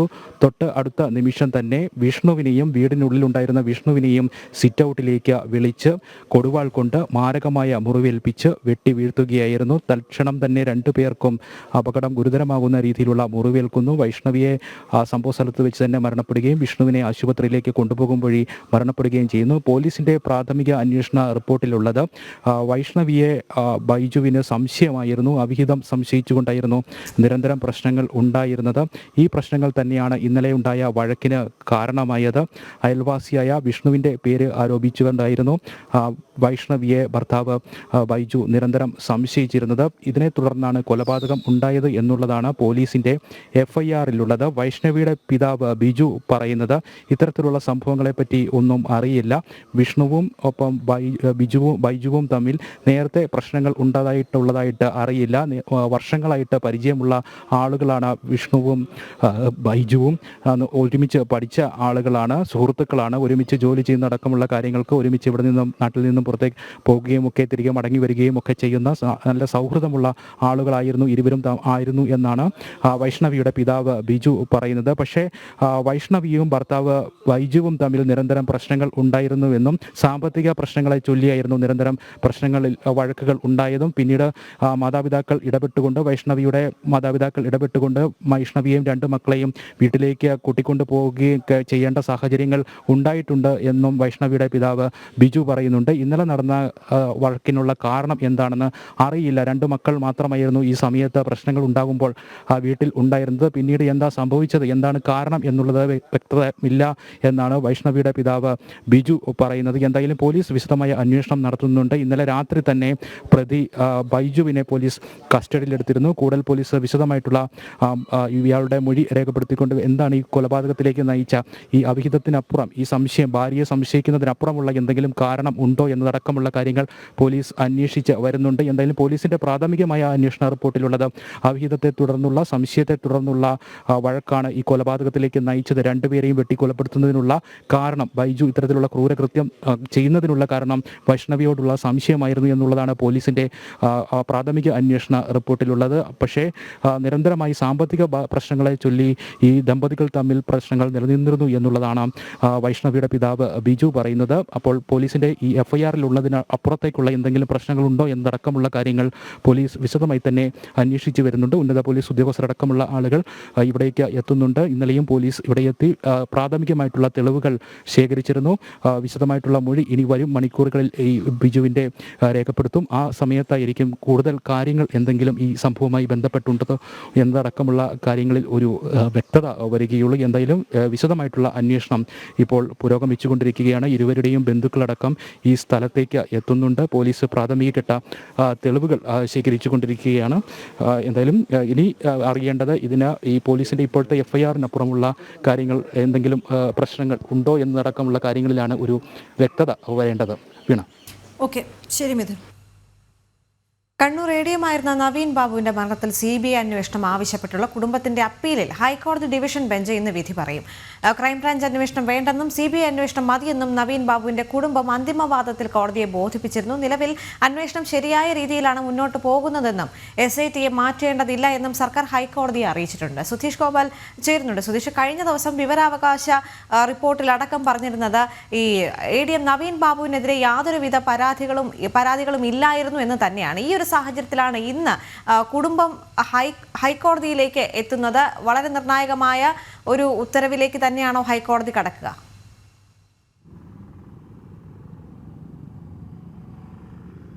ദേവിക, നേരത്തെ സിംഗിൾ ബെഞ്ചും CBI അന്വേഷണം ആവശ്യമില്ല എന്നൊരു നിലപാടിലെടുത്തിരുന്നു. അതേ തുടർന്നാണ് നവീൻ ബാബുവിൻ്റെ ഭാര്യ ഇത്തരത്തിൽ ഡിവിഷൻ ബെഞ്ചിനെ സമീപിച്ചത്. ഡിവിഷൻ ബെഞ്ച് ഇതിൻ്റെ വാദം കേൾക്കുമ്പോൾ ചോദിച്ചിരുന്നു എന്തുകൊണ്ടാണ് ഇത്തരത്തിൽ CBI അന്വേഷണം ആവശ്യപ്പെടുന്നത് എന്ന് ആരാഞ്ഞിരുന്നു. അതേസമയം തന്നെ സർക്കാർ നിലപാട് പ്രത്യേക അന്വേഷണ സംഘം തന്നെ അന്വേഷിച്ചാൽ മതി, CBI അന്വേഷണത്തിൻ്റെ ആവശ്യമില്ല എന്ന നിലപാടാണ് കോടതിയിൽ അറിയിച്ചിട്ടുള്ളത്. ഈ ഒരു പശ്ചാത്തലത്തിൽ ഇന്ന് ഹൈക്കോടതി എന്ത് നിലപാടെടുക്കും എന്നത് ഏറെ നിർണായകമാണ്. നമുക്കറിയാം ഇതിനകത്ത് CPM രാഷ്ട്രീയമായി തന്നെ ഏറെ പ്രതിരോധത്തിലായ ഒരു സംഭവമായിരുന്നു നവീൻ ബാബുവിൻ്റെ ആത്മഹത്യയും അതിലേക്ക് വഴിവെച്ച സംഭവങ്ങളും.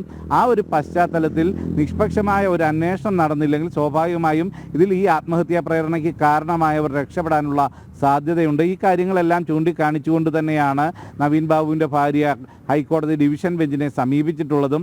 നേരത്തെ തന്നെ ഇതിൻ്റെ പ്രാഥമികമായ അന്വേഷണ ഘട്ടത്തിൽ തന്നെയും വലിയ വീഴ്ച, അറസ്റ്റ് അടക്കമുള്ള കാര്യങ്ങളിൽ അടക്കം വലിയ കാലതാമസം ഉണ്ടാവുകയും ഒക്കെ ചെയ്തിരുന്നു.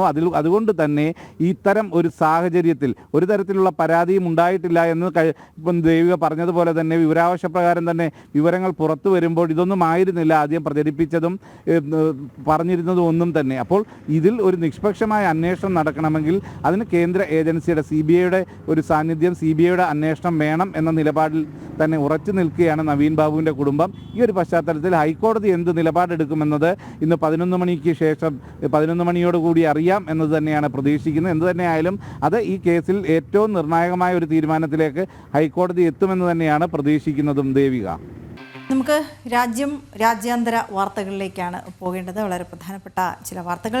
യുക്രൈൻ റഷ്യ യുദ്ധം, ഇതിലൊരു ശാശ്വത സമാധാനം വേണം. അതിന് പ്രത്യേക പദ്ധതികൾ പ്രഖ്യാപിച്ച് ബ്രിട്ടീഷ് പ്രധാനമന്ത്രി കെയർ സ്റ്റാമർ 4 കർമ്മ പരിപാടിയാണ് പ്രഖ്യാപിച്ചത്. സൈനിക പിന്തുണ യുക്രൈന് ഉറപ്പാക്കും, അതാണ് ഏറ്റവും പ്രധാനമായി പറയുന്നത്. റഷ്യക്കെതിരായ സാമ്പത്തിക സമ്മർദ്ദം ശക്തമാക്കും തുടങ്ങിയുള്ള കർമ്മ പദ്ധതികളാണ്. അതിൻ്റെ വിശദാംശങ്ങളിലേക്കാണ് നമുക്കിനി പോകേണ്ടത്. 18ഓളം യൂറോപ്യൻ രാജ്യങ്ങൾ യുക്രൈന് പിന്തുണ പ്രഖ്യാപിച്ചതായും കെയർ സ്റ്റാമർ അറിയിച്ചിട്ടുണ്ട്. So we agreed some important steps today. First, we will keep the military aid flowing and keep increasing the economic pressure on Russia to strengthen Ukraine now. Second, we agreed that any lasting peace must ensure Ukraine's sovereignty and security, and Ukraine must be at the table. Third, in the event of a peace deal, we will keep boosting Ukraine's own defensive capabilities to deter any future invasion. Aison Jose ചേർന്ന വിവരങ്ങളുമായി. ഐസൺ, എന്തൊക്കെ കർമ്മ പദ്ധതികളാണ് പ്രഖ്യാപിച്ചത്? വീണ, ഇന്നലെയാണ് ഇത് സംബന്ധിച്ച യോഗം, വളരെ പ്രധാനപ്പെട്ട യോഗം, യൂറോപ്യൻ രാജ്യങ്ങളുടെ യോഗം നടന്നത്. 18ഓളം രാജ്യങ്ങൾ ഈ യോഗത്തിൽ പങ്കെടുത്തു എന്നാണ് നമുക്ക് ലഭ്യമാകുന്ന വിവരം. അത് ബ്രിട്ടീഷ് പ്രധാനമന്ത്രി സ്ഥിരീകരിക്കുകയും ചെയ്യുന്നുണ്ട്. അതിൽ പല ലോക നേതാക്കളും, അതുപോലെ നമുക്കറിയാവുന്നതുപോലെ കെയർ സ്റ്റാമറിനൊപ്പം ഫ്രഞ്ച് പ്രസിഡന്റിൻ്റെ പങ്കാളിത്തമുണ്ടായിരുന്നു. അത്തരത്തിൽ നിരവധി പേർ പങ്കെടുത്തിരുന്നു ആ യോഗത്തിൽ. സ്വാഭാവികമായും നമുക്കറിയാവുന്നതാണ് യുക്രൈൻ പ്രസിഡന്റും ഇപ്പോൾ ബ്രിട്ടനിൽ തന്നെ തുടരുകയായിരുന്ന യുക്രൈൻ പ്രസിഡന്റും പങ്കെടുത്തിരുന്നു എന്നതാണ് ഏറ്റവും പ്രധാനപ്പെട്ട കാര്യം. ഇതിൽ ഏറ്റവും പ്രധാനവും ഏറ്റവും പ്രാധാന്യത്തോടെ നോക്കിക്കാണുന്നതുമായ വിഷയം യുക്രൈന് കൃത്യമായ സൈനിക സഹായം നൽകുക. നമുക്കറിയാവുന്നതാണ് അമേരിക്കയുമായുള്ള സൈനിക സഹായത്തിനുള്ള സാധ്യത കുറഞ്ഞിരിക്കുന്ന ഒരു സാഹചര്യത്തിൽ യുക്രൈന് കൃത്യമായ സൈനിക സഹായം നൽകുക എന്ന യൂറോപ്യൻ യൂണിയൻ അംഗങ്ങളായ രാജ്യങ്ങളുടെ 18ഓളം രാജ്യങ്ങളുടെ ഒരു തീരുമാനമുണ്ടായിരിക്കുന്നു. മാത്രമല്ല റഷ്യക്കെതിരായ സാമ്പത്തിക സമ്മർദ്ദം ശക്തമാക്കുക എന്ന ഒരു ലക്ഷ്യം കൂടി, അതായത് പ്രാഥമികമായി റഷ്യയെ തുടർന്നുള്ളൊരു യുദ്ധത്തിന് പ്രേരിപ്പിക്കാതിരിക്കുക, അതുപോലെ തന്നെ അതേസമയം തന്നെ യുക്രൈന് ആവശ്യമായ സൈനിക സഹായം നൽകുക എന്നതാണ് ഏറ്റവും പ്രധാനപ്പെട്ട ഒരു ഘടകം. അതുപോലെ തന്നെ ഈ യുക്രൈൻ്റെ പരമാധികാരം നമുക്കറിയാവുന്നതാണ്, USSRൽ നിന്നും വിഭജിച്ച് വന്നൊരു രാജ്യമാണ്. ആ രാജ്യത്തിൻ്റെ പരമാധികാരം നിലനിർത്തുന്നതിന് വേണ്ടി കൃത്യമായ ഇടപെടൽ നടത്തുക എന്നതാണ് ഏറ്റവും സുപ്രധാനമായ മറ്റൊരു കാര്യമായി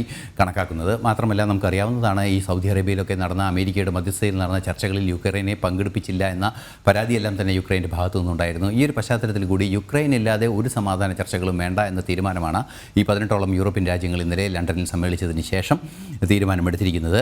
അതുപോലെ തന്നെ ഈ സമാധാന ധാരണ നടപ്പായതിനു ശേഷം വീണ്ടും ശക്തമായ പ്രതിരോധ സംവിധാനങ്ങൾ യുക്രൈൻ ഉറപ്പാക്കുക എന്നതാണ്. താൽക്കാലികമായ ഒരു പീസ് കീപ്പിംഗ് ഫോഴ്സ് എന്നതിനപ്പുറം കൃത്യമായ സൈനിക പിന്തുണ യുക്രൈന് നൽകുക എന്നതാണ് പ്രധാനപ്പെട്ട ഒരു കാര്യമായി കണക്കാക്കുന്നത്. അതിൻ്റെ ഭാഗമായാണ് $200 കോടി ഒരു ധനസഹായം പ്രഖ്യാപിക്കുകയും അത് 10,000-ഓളം മിസൈലുകൾ അവർക്ക് വേണ്ടി വാങ്ങുന്നതിന്, അതായത് യുക്രൈൻ്റെ പ്രതിരോധ സംവിധാനങ്ങൾ ശക്തമാക്കുന്നതിന് വാങ്ങുന്നതിന് വേണ്ടിയുള്ളൊരു നീക്കവുമാണ് ഇപ്പോൾ ബ്രിട്ടീഷ് പ്രധാനമന്ത്രി പ്രഖ്യാപിച്ചിരിക്കുന്നത്. ഇത്തരത്തിലുള്ള നീക്കങ്ങൾ, അതായത് ഇന്നലെ പ്രഖ്യാപിച്ചിരുന്ന 290ഓളം കോടി രൂപയുടെ $90 കോടി ഒരു സാമ്പത്തിക സഹായമുണ്ടായിരുന്നു. അതിന് പുറകെയാണ് ഇപ്പോൾ $200 കോടി മറ്റൊരു സാമ്പത്തിക സഹായവും പ്രഖ്യാപിച്ചിരിക്കുന്നത്. ഇത്തരത്തിൽ നിരവധിയായ സാമ്പത്തികവും അതുപോലെ തന്നെ മറ്റു സൈനികവുമായ സഹകരണം ഉറപ്പാക്കുക എന്ന നീക്കമാണ് ഈ രാജ്യങ്ങൾ തമ്മിലുണ്ടായിരിക്കുന്നത്. അതുമാത്രമല്ല പിന്നെ നാറ്റോവുമായി സഹകരിച്ചുള്ള നീക്കങ്ങൾ നടത്തുക. നാറ്റോയുടെ അധ്യക്ഷനും അതുപോലെ തന്നെ യൂറോപ്യൻ യൂണിയൻ അധ്യക്ഷയും എല്ലാം തന്നെ ഈ ചർച്ചകളിൽ പങ്കെടുത്തിരുന്നു എന്നതാണ് ഏറെ പ്രാധാന്യത്തോടെ നോക്കി കാണേണ്ടത്. യൂറോപ്യൻ യൂണിയൻ രാജ്യങ്ങളുടെ ഒരു ഭൂരിപക്ഷം രാജ്യങ്ങളും ഈ യുക്രൈന് വേണ്ടി നിലകൊള്ളുക എന്നൊരു തീരുമാനമെടുത്തിരിക്കുന്നു. മാത്രമല്ല മറ്റൊരു സുപ്രധാന വിഷയം കൂടി ഇന്നലെ ഉണ്ടായത് യുക്രൈനും അമേരിക്കയും തമ്മിലുള്ള അല്ലെങ്കിൽ ഇപ്പോൾ സെലൻസ്കിയും ട്രംപും തമ്മിലുള്ള ഒരു വാഗ്വാദത്തിൻ്റെ പ്രശ്നങ്ങളുണ്ടായിരുന്നു. ഈ പ്രശ്നങ്ങൾ സമാധാനപരമായി പരിഹരിക്കുക എന്ന ലക്ഷ്യവും ബ്രിട്ടനും അതുപോലെ തന്നെ യൂറോപ്യൻ രാജ്യങ്ങൾക്കുമുണ്ട് എന്നതും ഒരു യാഥാർത്ഥ്യമാണ്. അതിനുള്ള നീക്കങ്ങളും വളരെ കൃത്യമായി നടക്കുന്നു എന്നാണ് അറിയാൻ സാധിക്കുന്നത്. നിലവിലെ സാഹചര്യത്തിൽ യുക്രൈൻ സമാധാന ചർച്ചകൾ ശക്തമായി മുന്നോട്ട് കൊണ്ടുപോകാനുള്ള ഉറച്ചൊരു തീരുമാനത്തിലാണ് യൂറോപ്യൻ രാജ്യങ്ങളുള്ളത്. അത് അമേരിക്കയുടെ കൂടെ പിന്തുണയോടെ ട്രംപിൻ്റെ കൂടി കാര്യമായ പിന്തുണയോടെ നടപ്പാക്കുക എന്നത് തന്നെയാണ് ലക്ഷ്യം വയ്ക്കുകയും ചെയ്യുന്നത്. തീർച്ചയായും റഷ്യ ഇനിയൊരു ആക്രമണത്തിലേക്ക് കൊണ്ടുപോകാത്തൊരു സാഹചര്യം, മൂന്നാം ലോക മഹായുദ്ധം ഉണ്ടാകരുത് എന്ന ട്രംപിൻ്റെ നിലപാടും അതുപോലെ തന്നെ ആ നിലപാടിനോട് ചേർന്ന് മൂന്നാം ലോക മഹായുദ്ധത്തിലേക്ക് പോകുന്ന സാഹചര്യത്തെ പൂർണ്ണമായും ഒഴിവാക്കുക, ശക്തമായ പ്രതിരോധം ഉറപ്പാക്കുക. സ്വാഭാവികമായും ഒരു പുനർനിർമ്മാണം അനിവാര്യമാണ് യുക്രൈനെ സംബന്ധിച്ചിടത്തോളം. അതിനുള്ള ഇടപെടലുകളും നടത്തുക, അതിനൊരു സാമ്പത്തിക സഹായം ഉൾപ്പെടെ നടത്തുക എന്നതാണ് നേരത്തെ തന്നെ വ്യക്തമാക്കിയിരുന്നത്. നമുക്കറിയാവുന്നതാണ് റഷ്യയുടെ അസറ്റ്, അതായത് USSR ആയിരുന്ന കാലത്തുണ്ടായിരുന്ന റഷ്യൻ അസറ്റുകളെ എല്ലാം തന്നെ പ്രയോജനപ്പെടുത്തി പുനർനിർമ്മാണം സാധ്യമാക്കുക എന്ന ലക്ഷ്യത്തോടെയാണ് ഇന്നലെ വായ്പകളും അനുവദിച്ചത്. അത്തരത്തിലുള്ള നീക്കങ്ങൾ തുടർച്ചയായി ശക്തമായി നടത്തുക എന്നൊരു തീരുമാനമാണ് ഇപ്പോൾ ബ്രിട്ടീഷ് പ്രധാനമന്ത്രിയുടെ ഭാഗത്തു നിന്ന് പ്രഖ്യാപിക്കപ്പെട്ടിരിക്കുന്നത്. ഈ 4 പരിപാടി പ്രഖ്യാപിക്കപ്പെട്ടതിന് തൊട്ട് മുൻപ് തന്നെയാണ്, അതായത് മണിക്കൂറുകൾക്ക് മുമ്പാണ് ഈ 18 രാജ്യങ്ങളുടെയും മേലധികാരി അധ്യക്ഷന്മാർ ലണ്ടനിലെത്തി യോഗം ചേരുകയും ആ യോഗത്തിൻ്റെ ഒരു ഔട്ട്കമായാണ് ഈ ഒരു തീരുമാനമുണ്ടാവുകയും ചെയ്തിരിക്കുന്നത്. യൂറോപ്യൻ യൂണിയൻ ഈ വിഷയത്തിൽ ഇടപെടുന്നു, അല്ലെങ്കിൽ യൂറോപ്യൻ രാജ്യങ്ങൾ ശക്തമായൊരു സാന്നിധ്യമായി മാറുന്നു എന്ന് തന്നെയാണ് മനസ്സിലാക്കാൻ സാധിക്കുന്നത്. വീണ. ഓക്കെ, ശരിയായി സർ. ജമ്മുകശ്മീരിൽ ഭീകരരുടെയും ഭീകരവാദത്തിന് പിന്തുണ നൽകുന്നവരുടെയും ഭൂമിയും സ്വത്തുക്കളും കണ്ടുകെട്ടാനുള്ള നടപടി ആരംഭിച്ചു. പൂഞ്ച് ജില്ലയിൽ 28 ലക്ഷം രൂപ വിലമതിക്കുന്ന ഭൂമി കണ്ടുകെട്ടി. പാക് അധിനിവേശ ജമ്മുകശ്മീരിലേക്ക് പലായനം ചെയ്ത നജാബ്ദീൻ, മുഹമ്മദ് ലത്തീഫ്, ടിക്കാ ഖാൻ എന്നിവരുടെ സ്വത്തുക്കളാണ് പിടിച്ചെടുത്തത്. ജിഷ്ണു കൃഷ്ണൻ ചേരുന്നുണ്ട്. ജിഷ്ണു, ഈ വാർത്തയുടെ കൂടുതൽ വിശദാംശം.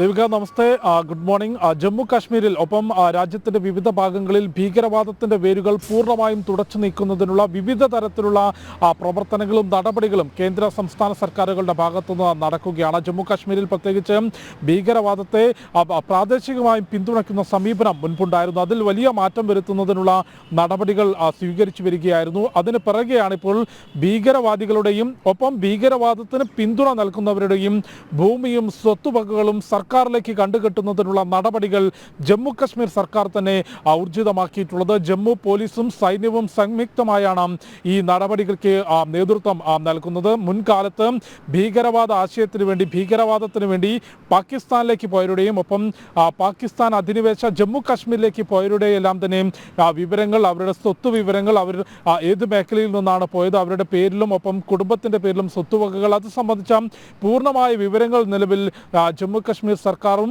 ഒപ്പം സുരക്ഷാ ഏജൻസികളും ശേഖരിച്ചു വരുന്നു എന്നാണ് മനസ്സിലാക്കുന്നത്. ആ നടപടികളുടെ ഭാഗമായിട്ടാണ് ഇപ്പോഴും പൂഞ്ച് ജില്ലയിൽ തന്നെ 28 ലക്ഷം രൂപ വില വരുന്ന ഭൂമി കഴിഞ്ഞ ദിവസം ജമ്മു കശ്മീർ പോലീസും ഒപ്പം സർക്കാർ ഉദ്യോഗസ്ഥരും സൈന്യവും സംയുക്തമായി നടത്തിയ നടപടികളിലൂടെയും കണ്ടുകെട്ടിയിട്ടുള്ളത്. പൂഞ്ച് ജില്ലയിലെ നേരത്തെ പാകിസ്ഥാനിലേക്ക് പലായനം ചെയ്തു എന്ന് കണ്ടെത്തിയിട്ടുള്ള 3 പേരുടെയാണ്, അതായത് നജാബുദ്ദീൻ, മുഹമ്മദ് ലത്തീഫ്, ടിക്കാ ഖാൻ എന്നിവരുടെ ഭൂമിയാണ് പിടിച്ചെടുത്തിട്ടുള്ളത്. പൂഞ്ച് ജില്ലയിൽ കസ്ബ, കിർണി ഗ്രാമങ്ങളിലാണ് ഇപ്പോൾ 28 ലക്ഷം രൂപ വില വരുന്ന ഭൂമി പിടിച്ചെടുത്തിട്ടുള്ളത്. സംസ്ഥാനത്തിൻ്റെ വിവിധ ഭാഗങ്ങളിൽ ഇത്തരത്തിൽ ഭൂമി ഏറ്റെടുക്കുന്നതിന്, പിടിച്ചെടുക്കുന്നതിനുള്ള നടപടികൾ, അതിൻ്റെ വിശദാംശങ്ങൾ സർക്കാർ തലത്തിൽ ശേഖരിച്ചു വരികയാണ്. ശക്തമായ സൈനിക നടപടി, അവിടെ ആർട്ടിക്കിൾ 370 പിൻവലിച്ചുകൊണ്ട് നടത്തിയിട്ടുള്ള അതിശക്തമായിട്ടുള്ള സൈനിക നടപടികളിലൂടെ ജമ്മു കാശ്മീരിൽ ഭീകരവാദത്തെ ഒരു പരിധിവരെ ഒതുക്കുന്നതിനും സമാധാനം പുനഃസ്ഥാപിക്കുന്നതിനും ഭാരതത്തിലെ മറ്റേതൊരു ഭൂപ്രദേശം പോലെ ജമ്മു കാശ്മീരിനെയും മാറ്റിയെടുക്കുന്നതിന് രാജ്യത്തിൻ്റെ ഭരണകൂടത്തിന് സാധിച്ചിരുന്നു. അവിടെ തെരഞ്ഞെടുപ്പ് നടന്നതിന് ശേഷം ഒമർ അബ്ദുള്ള സർക്കാർ അധികാരത്തിൽ വരുമ്പോൾ ഈ ഭീകരവാദത്തിന് അല്ലെങ്കിൽ വിഘടനവാദത്തിന് പിന്തുണ നൽകുന്ന ചില സമീപനങ്ങൾ ഉണ്ടാകും, നിലപാടുകൾ ഉണ്ടാകുമെന്ന വലിയ പ്രചാരണം ഈ ഭീകരവാദ സംഘടനകൾ അല്ലെങ്കിൽ വിഘടനവാദികൾ തന്നെ നടത്തിയിരുന്നുവെങ്കിൽ പോലും ഒമർ അബ്ദുള്ള സർക്കാരിൻ്റെ ഭാഗത്തുനിന്ന് കേന്ദ്ര സർക്കാരിൻ്റെ നിലപാടുകളോട് യോജിക്കുന്ന ഈ ഭീകരവാദത്തെ എതിർക്കുന്നതുമായി ബന്ധപ്പെട്ട് യോജിക്കുന്ന പ്രവർത്തനങ്ങളാണ് നിലവിൽ ഉണ്ടായിക്കൊണ്ടിരിക്കുന്നത്. ആർട്ടിക്കിൾ 370 തിരിച്ചു കൊണ്ടുവരേണ്ടതില്ല എന്നൊരു സമീപനമാണ് നിലവിൽ ഒമർ അബ്ദുള്ള സർക്കാരിന് പോലും ഉള്ളത് എന്നാണ് മനസ്സിലാക്കുന്നത്. അതിന് പിറകെയാണ് സംസ്ഥാന സർക്കാർ മുൻകൈ എടുത്തുകൊണ്ട് തന്നെ ഭീകരവാദികളുടെയും ഒപ്പം ഭീകരവാദത്തിന് പിന്തുണ നൽകുന്നവരുടെയും ഭൂമിയും സ്വത്തുവകകളും കണ്ടുകെട്ടാനുള്ള നടപടി ആരംഭിച്ചിട്ടുള്ളത്. ഒപ്പം മുൻപ് ഭീകരവാദത്തിന് ഭാഗമായി നിന്നവർക്ക് നിയമാനുസൃതമായി പുനരധിവാസ പ്രവർത്തനത്തിലേക്ക് അല്ലെങ്കിൽ സാധാരണ ജീവിതത്തിലേക്ക് ആയുധം വെച്ച് കീഴടങ്ങി നിയമത്തിന് മുൻപിലേക്ക് വരുന്നവർക്ക് സാധാരണ ജീവിതത്തിലേക്ക് നിയമാനുസൃതമായി പുനരധിവാസത്തിനുള്ള പ്രവർത്തനങ്ങൾ, അത്തരത്തിൽ വിവിധ തരത്തിലുള്ള പ്രവർത്തനങ്ങൾ വിവിധ മേഖലയിൽ കൊണ്ടുവന്നുകൊണ്ട് ജമ്മു കാശ്മീരിനെയും ഭാരതത്തിലെ മറ്റേതൊരു ഭൂപ്രദേശം പോലെ മാറ്റിയെടുക്കുന്നതിനുള്ള നടപടികൾ പുരോഗമിക്കുകയാണത്. അന്തിമഘട്ടത്തിലേക്ക് ആ പ്രവർത്തനങ്ങൾ പൂർണ്ണതയിലേക്ക് എത്തുന്നു എന്നുള്ളതാണ് നിലവിൽ ജമ്മു കാശ്മീരിൽ നിന്ന് ലഭ്യമാകുന്ന റിപ്പോർട്ടുകൾ. അതിൻ്റെ ഭാഗമായിട്ടാണ് ഇത്തരത്തിൽ ഇനി ഒരു തലമുറ ഒരിക്കലും ഭീകരവാദത്തെ പിന്തുണയ്ക്കുകയോ അതിൻ്റെ പാതയിലേക്ക് പോകരുതെന്ന വ്യക്തമായ സന്ദേശം നൽകിക്കൊണ്ട് ഇത്തരത്തിൽ ഭീകരവാദികളുടെയും ഭീകരവാദത്തിന് പിന്തുണ നൽകുന്നവരുടെയും ഭൂമിയും സ്വത്തുവകകളും കണ്ടുകെട്ടുന്നതിനുള്ള നടപടികൾ സ്വീകരിക്കുന്നത്. ഓക്കെ.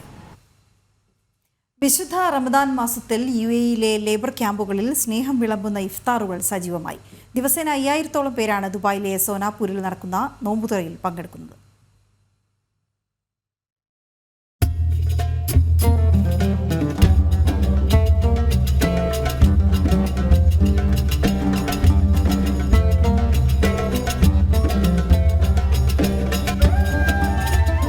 കേരളത്തിലെ കലാലയങ്ങളിൽ നിന്നുള്ള പങ്കുവയ്ക്കലിന്റെ പാഠം UAE-യിലെ തൊഴിലാളി ക്യാമ്പുകളിൽ പകർന്നു നൽകുകയാണ് പൂർവ്വ വിദ്യാർത്ഥികൾ.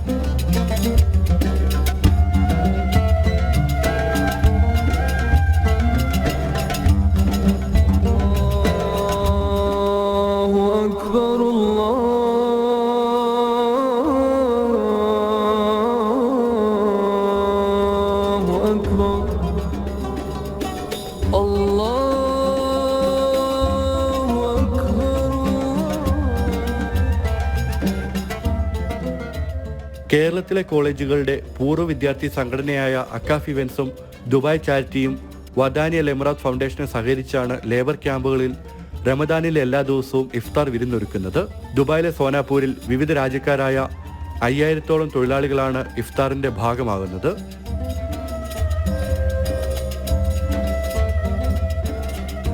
നമ്മളിത് കൊല്ലങ്ങളായിട്ട് ചെയ്തുകൊണ്ടിരിക്കുന്നതാണ്. സോ എല്ലാവരും നമുക്ക് ഒരു 100 to 200 വളണ്ടിയേഴ്സ് ഡെയിലി ഉണ്ടാവും. കാരണം ഏറ്റവും വലിയൊരു ക്യാമ്പാണ് ഇവിടെ.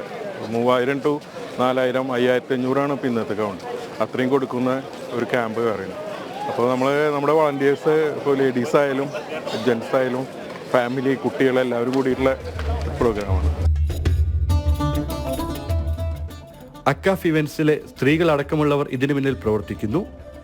റമദാൻ പകരുന്ന സാഹോദര്യത്തിന്റെ പങ്കുവെക്കലിന്റെ സന്ദേശം മറ്റുള്ളവരിലേക്ക് കൂടി പകരുന്നതിന്റെ സന്തോഷത്തിലാണ് ഏവരും.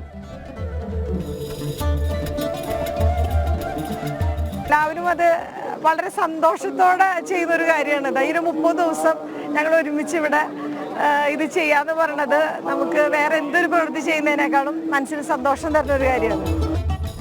പുണ്യങ്ങളുടെ പൂക്കാലം എന്ന് വിശേഷിപ്പിക്കുന്ന റമദാനിൽ വ്രതമനുഷ്ഠിച്ചവർക്ക് ഒരു നേരത്തെ ഭക്ഷണം കൊടുക്കൽ ഏറെ പുണ്യമായ കാര്യമാണ്.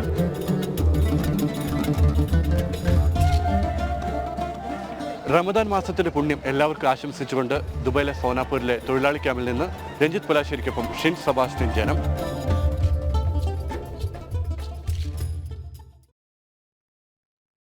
താമരശ്ശേരി ഷഹബാസ് കൊലപാതകത്തിൽ 5 പ്രതികളും ഇന്ന് പരീക്ഷ എഴുതുകയാണ്. ഇതുമായി ബന്ധപ്പെട്ട് യുവജന സംഘടനകളുടെ പ്രതിഷേധം ശക്തമായി തുടരുന്നു അവിടെയെന്ന് മനസ്സിലാക്കാൻ സാധിക്കുന്നുണ്ട്. KSU രാവിലെ തന്നെ പ്രതിഷേധവുമായി രംഗത്തെത്തിയിരുന്നു. അതിന് തൊട്ടു പിന്നാലെ MSFും കോൺഗ്രസും അവിടെ പ്രതിഷേധിച്ചു. അല്പസമയത്തിനകം തന്നെ അവിടെ യൂത്ത് കോൺഗ്രസിന്റെ പ്രതിഷേധവും ഉണ്ട് എന്ന് മനസ്സിലാക്കാൻ സാധിക്കുന്നുണ്ട്. അതോടൊപ്പം തന്നെ കോൺഗ്രസ് പ്രവർത്തകർ ജുവനൈൽ ഹോമിന്റെ മതിൽ ചാടി പ്രതിഷേധവുമായി രംഗത്തെത്തി എന്നുള്ള ഏറ്റവും പുതിയ റിപ്പോർട്ടാണ് പുറത്തേക്ക് വരുന്നത്. ഇത്രത്തോളം പോലീസ് സന്നാഹം ഉള്ള ഇടത്തും കോൺഗ്രസിന്റെ ഭാഗത്ത് നിന്ന് ഇത്തരത്തിലൊരു പ്രതിഷേധ പ്രകടനം ഉള്ളിലേക്ക് വരെ കടക്കുന്ന ഒരു സാഹചര്യമാണ് അവിടെ ഉണ്ടായിട്ടുള്ളത്, അല്ലേ?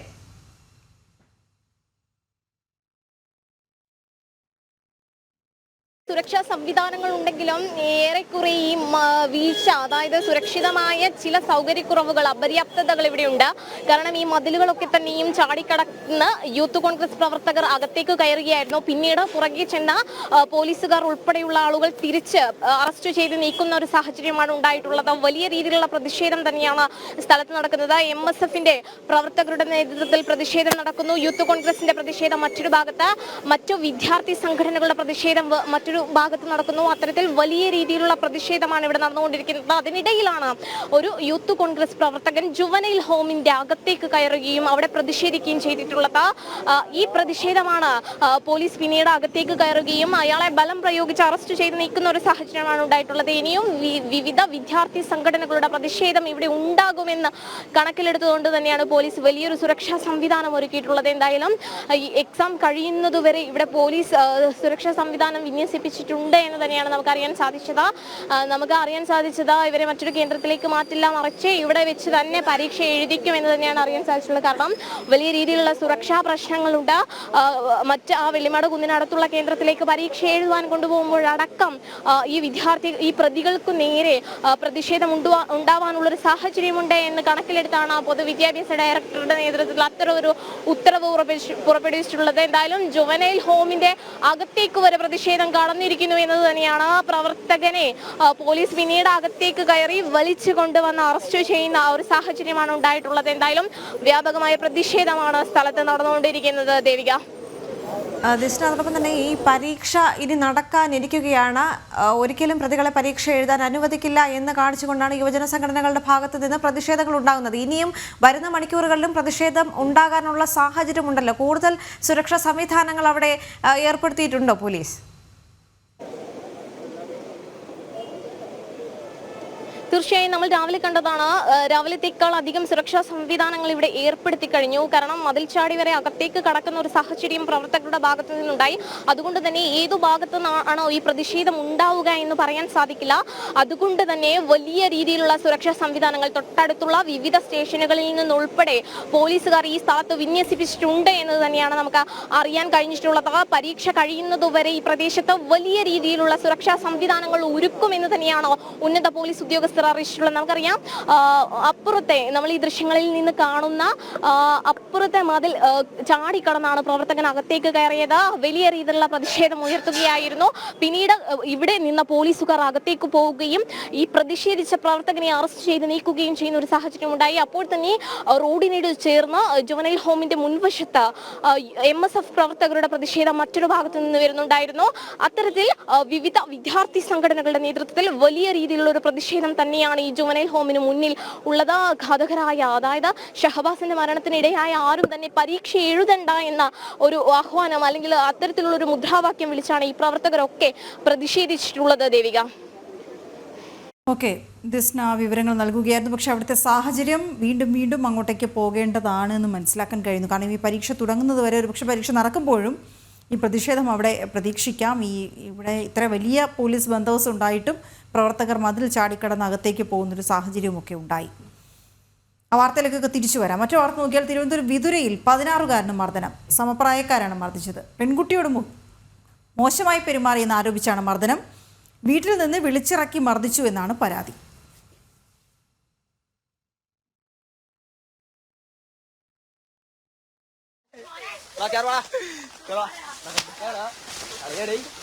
പറഞ്ഞില്ലേ നിന്റെ കാല് പിടിക്കാളിയാ,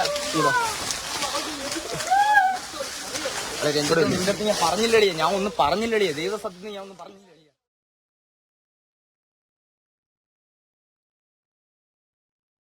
തികച്ചും ആശങ്ക ജനിപ്പിക്കുന്ന സാഹചര്യം തന്നെയാണ് ഇപ്പോൾ കേരളത്തിൽ ദൃശ്യങ്ങൾ അവർ തന്നെ മൊബൈലിൽ പകർത്തുകയും സമൂഹ മാധ്യമങ്ങളിൽ ഇടുകയും ചെയ്യുന്നു എന്ന് പറയുന്ന പഠനവിധേയമാക്കേണ്ട ഒരു മാനസികാവസ്ഥ കൂടിയാണെന്ന് പറയേണ്ടി വരും.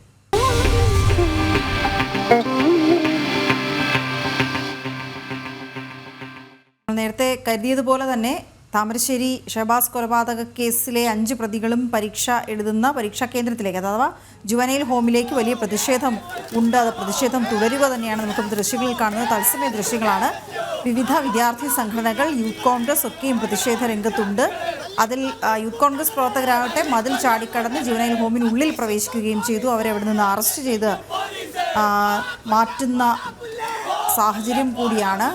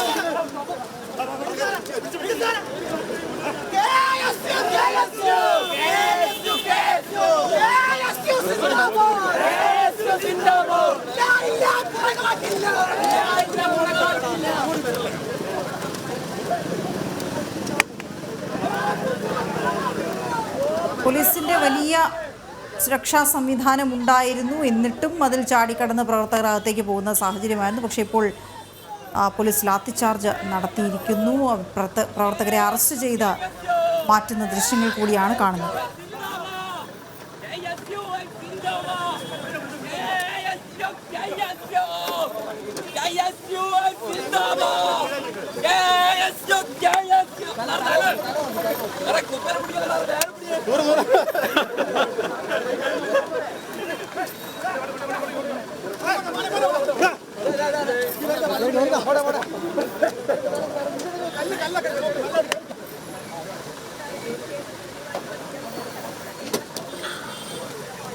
പോലീസുമായുള്ള കയ്യാങ്കളി, റോഡ് ഉപരോധം, കുത്തിയിരുന്ന് പ്രതിഷേധിക്കൽ തുടങ്ങിയവയൊക്കെ നടക്കുന്നു. ദിസ്ന ചേരുന്ന വിവരങ്ങളുമായി. ദിസ്ന, ഇപ്പോൾ സംഭവിക്കുന്നത് എന്തൊക്കെ?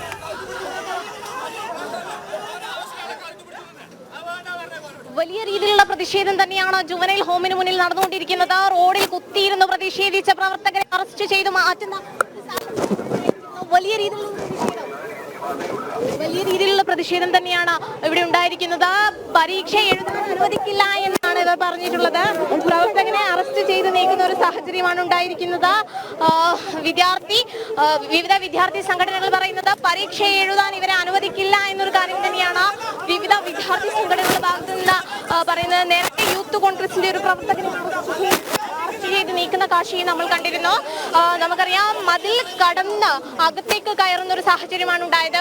റോഡിൽ മുഴുനീളം ഈ പ്രവർത്തകർ അണിനിരന്ന് പ്രതിഷേധിക്കുന്ന ഒരു സാഹചര്യമാണ് ഉള്ളത്. ഈ പോലീസ് വലിയ രീതിയിൽ ഷീൽഡ് ഉപയോഗിച്ചൊക്കെ തന്നെയും പ്രവർത്തകരെ തടയുന്ന ഒരു സാഹചര്യമുണ്ട്. വീണ, വിവിധ വിദ്യാർത്ഥി സംഘടനകളുടെ ഭാഗത്തു നിന്ന് വലിയ രീതിയിലുള്ള പ്രതിഷേധം ഉയർന്നു വരുന്ന ഒരു സാഹചര്യമാണ് നിലവിലുള്ളത്. നേരത്തെ KSUവിന്റെ ഒരു പ്രതിഷേധം രാവിലെ കഴിഞ്ഞതാണ്. പിന്നീട് കൂട്ടത്തോടെ KSU പ്രവർത്തകർ ഇവിടെ എത്തി പ്രതിഷേധിക്കുന്ന ഒരു കാഴ്ചയാണ് കാണുന്നത്. MSF പ്രവർത്തകർ ഉൾപ്പെടെയുള്ള ആളുകളുടെ പ്രതിഷേധം. യൂത്ത് കോൺഗ്രസ് മതിൽ ചാടിക്കടന്ന് പ്രതിഷേധിക്കുന്ന ഒരു സാഹചര്യവും ഉണ്ടായിട്ടുണ്ട്. അത്തരത്തിൽ വലിയ സുരക്ഷാ സന്നാഹം ഒരുക്കിക്കൊണ്ട് തന്നെയാണ് പോലീസ് മുന്നോട്ട് പോകുന്നത്. പരീക്ഷ കഴിയും വരെ ഇവിടെ ഇത്തരത്തിൽ സുരക്ഷാ സംവിധാനം ഒരുക്കേണ്ടി വരും. ഉന്നത പോലീസ് ഉദ്യോഗസ്ഥരുടെ നേതൃത്വത്തിൽ വലിയ രീതിയിലുള്ള സുരക്ഷാ സംവിധാനം, കൂടുതൽ പോലീസുകാരെ വിന്യസിപ്പിക്കുവാനുള്ള ശ്രമം ആരംഭിച്ചു കഴിഞ്ഞു. നമുക്കറിയാം, ഈ വണ്ടിയിൽ കൂടുതൽ വിവിധ സ്റ്റേഷനുകളിൽ നിന്ന് കൂടുതൽ പോലീസുകാരെ വിന്യസിപ്പിക്കുകയാണ്. അത്തരത്തിൽ കൂടുതൽ ആളുകളെ, അതായത് പോലീസിനെ ഇങ്ങോട്ടേക്ക് കൊണ്ടുവരാനുള്ള ഒരു ശ്രമം നടന്നുകൊണ്ടിരിക്കുന്നു. കാരണം വിവിധ വിദ്യാർത്ഥി സംഘടനകളുടെ പ്രതിഷേധം ഈ ഭാഗത്ത് ഉണ്ടാകുമെന്ന സൂചന തന്നെയാണ് പോലീസിന് ഉണ്ടായിരിക്കുന്നത്. ഇനിയും വിവിധ വിദ്യാർത്ഥി സംഘടനകൾ പ്രതിഷേധിക്കുവാൻ എത്തുമെന്ന് തന്നെയാണ് നമുക്ക് അറിയാൻ സാധിച്ചത്. നേരത്തെ നമ്മൾ കണ്ടതാണ് ദൃശ്യങ്ങളിൽ നിന്ന് മതിലുകൾ ചാടി കടന്നു വരെ പ്രതിഷേധക്കാർ ഇവിടെ എത്തുന്ന ഒരു സാഹചര്യം ഉണ്ടായിട്ടുണ്ട്.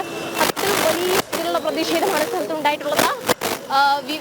പ്രതിഷേധിച്ച ആളുകളെയൊക്കെ തന്നെയും അറസ്റ്റ് ചെയ്ത് നീക്കുന്ന ഒരു സാഹചര്യം. പക്ഷേ റോഡ് ഉപരോധിക്കുന്ന ഒരു ശ്രമം തന്നെയായിരുന്നു. അത്തരത്തിൽ വലിയ രീതിയിലുള്ള ഒരു പ്രതിഷേധം തന്നെയാണ് ഇപ്പോൾ നടത്തിയിട്ടുള്ളത്. ഇപ്പോൾ ഇതാ ഒരു പ്രവർത്തകരാണ് അവർ പ്രതിഷേധിച്ചുകൊണ്ട് ഇവിടെ ശരി, പ്രവർത്തകരെ ഇപ്പോൾ അറസ്റ്റ് ചെയ്ത് നീക്കുന്ന ദൃശ്യങ്ങളാണ് കണ്ടുകൊണ്ടിരിക്കുന്നത്. വലിയ അക്രമങ്ങളിലേക്ക് കൂടി പ്രവർത്തകർ കടന്നൊരു സാഹചര്യം കൂടിയുണ്ട്. ജുവനൈൽ ഹോമിൻ്റെ മതിൽ ചാടിക്കടന്ന് ഉള്ളിലേക്ക് കടക്കുന്നൊരു സാഹചര്യം കൂടി ഉണ്ടായപ്പോൾ പോലീസ് യൂത്ത് കോൺഗ്രസ് പ്രവർത്തകരെ അവിടെ നിന്ന് അറസ്റ്റ് ചെയ്ത് നീക്കുകയാണ്. വിവിധ യുവജന സംഘടനകളുടെ പ്രതിഷേധം ഇനി വരുന്ന മണിക്കൂറുകളിലും അവിടെ ഉണ്ടായേക്കാം എന്നത് മുൻകൂട്ടി കണ്ടുകൊണ്ട് വിവിധ സ്റ്റേഷനുകളിൽ നിന്ന് കൂടുതൽ പോലീസ് സേനയെ അവിടെ വിന്യസിച്ചു കൊണ്ടിരിക്കുകയാണ്. നിലവിൽ നിരവധി യൂത്ത് കോൺഗ്രസ് പ്രവർത്തകരെ അവിടെ നിന്ന് അറസ്റ്റ് ചെയ്ത് മാറ്റിയിട്ടുണ്ട്. രാവിലെ തന്നെ KSUവിൻ്റെ ഭാഗത്ത് നിന്ന് വലിയ രീതിയിലുള്ള പ്രതിഷേധ പ്രകടനങ്ങൾ അവിടെ ഉണ്ടായിരുന്നു. ഇപ്പോഴും നിലവിൽ സ്ഥിതി ശാന്തമായിട്ടില്ല. പ്രവർത്തകരും പോലീസും തമ്മിൽ വാക്കേറ്റവും കുത്തിയിരുന്ന സമരവും ഏറ്റുമുട്ടലും എല്ലാം ഉണ്ടായ ഒരു സാഹചര്യം കൂടിയുണ്ട്. ദിസ്ന, നിലവിൽ അവിടെ എന്താണ് സംഭവിക്കുന്നത്?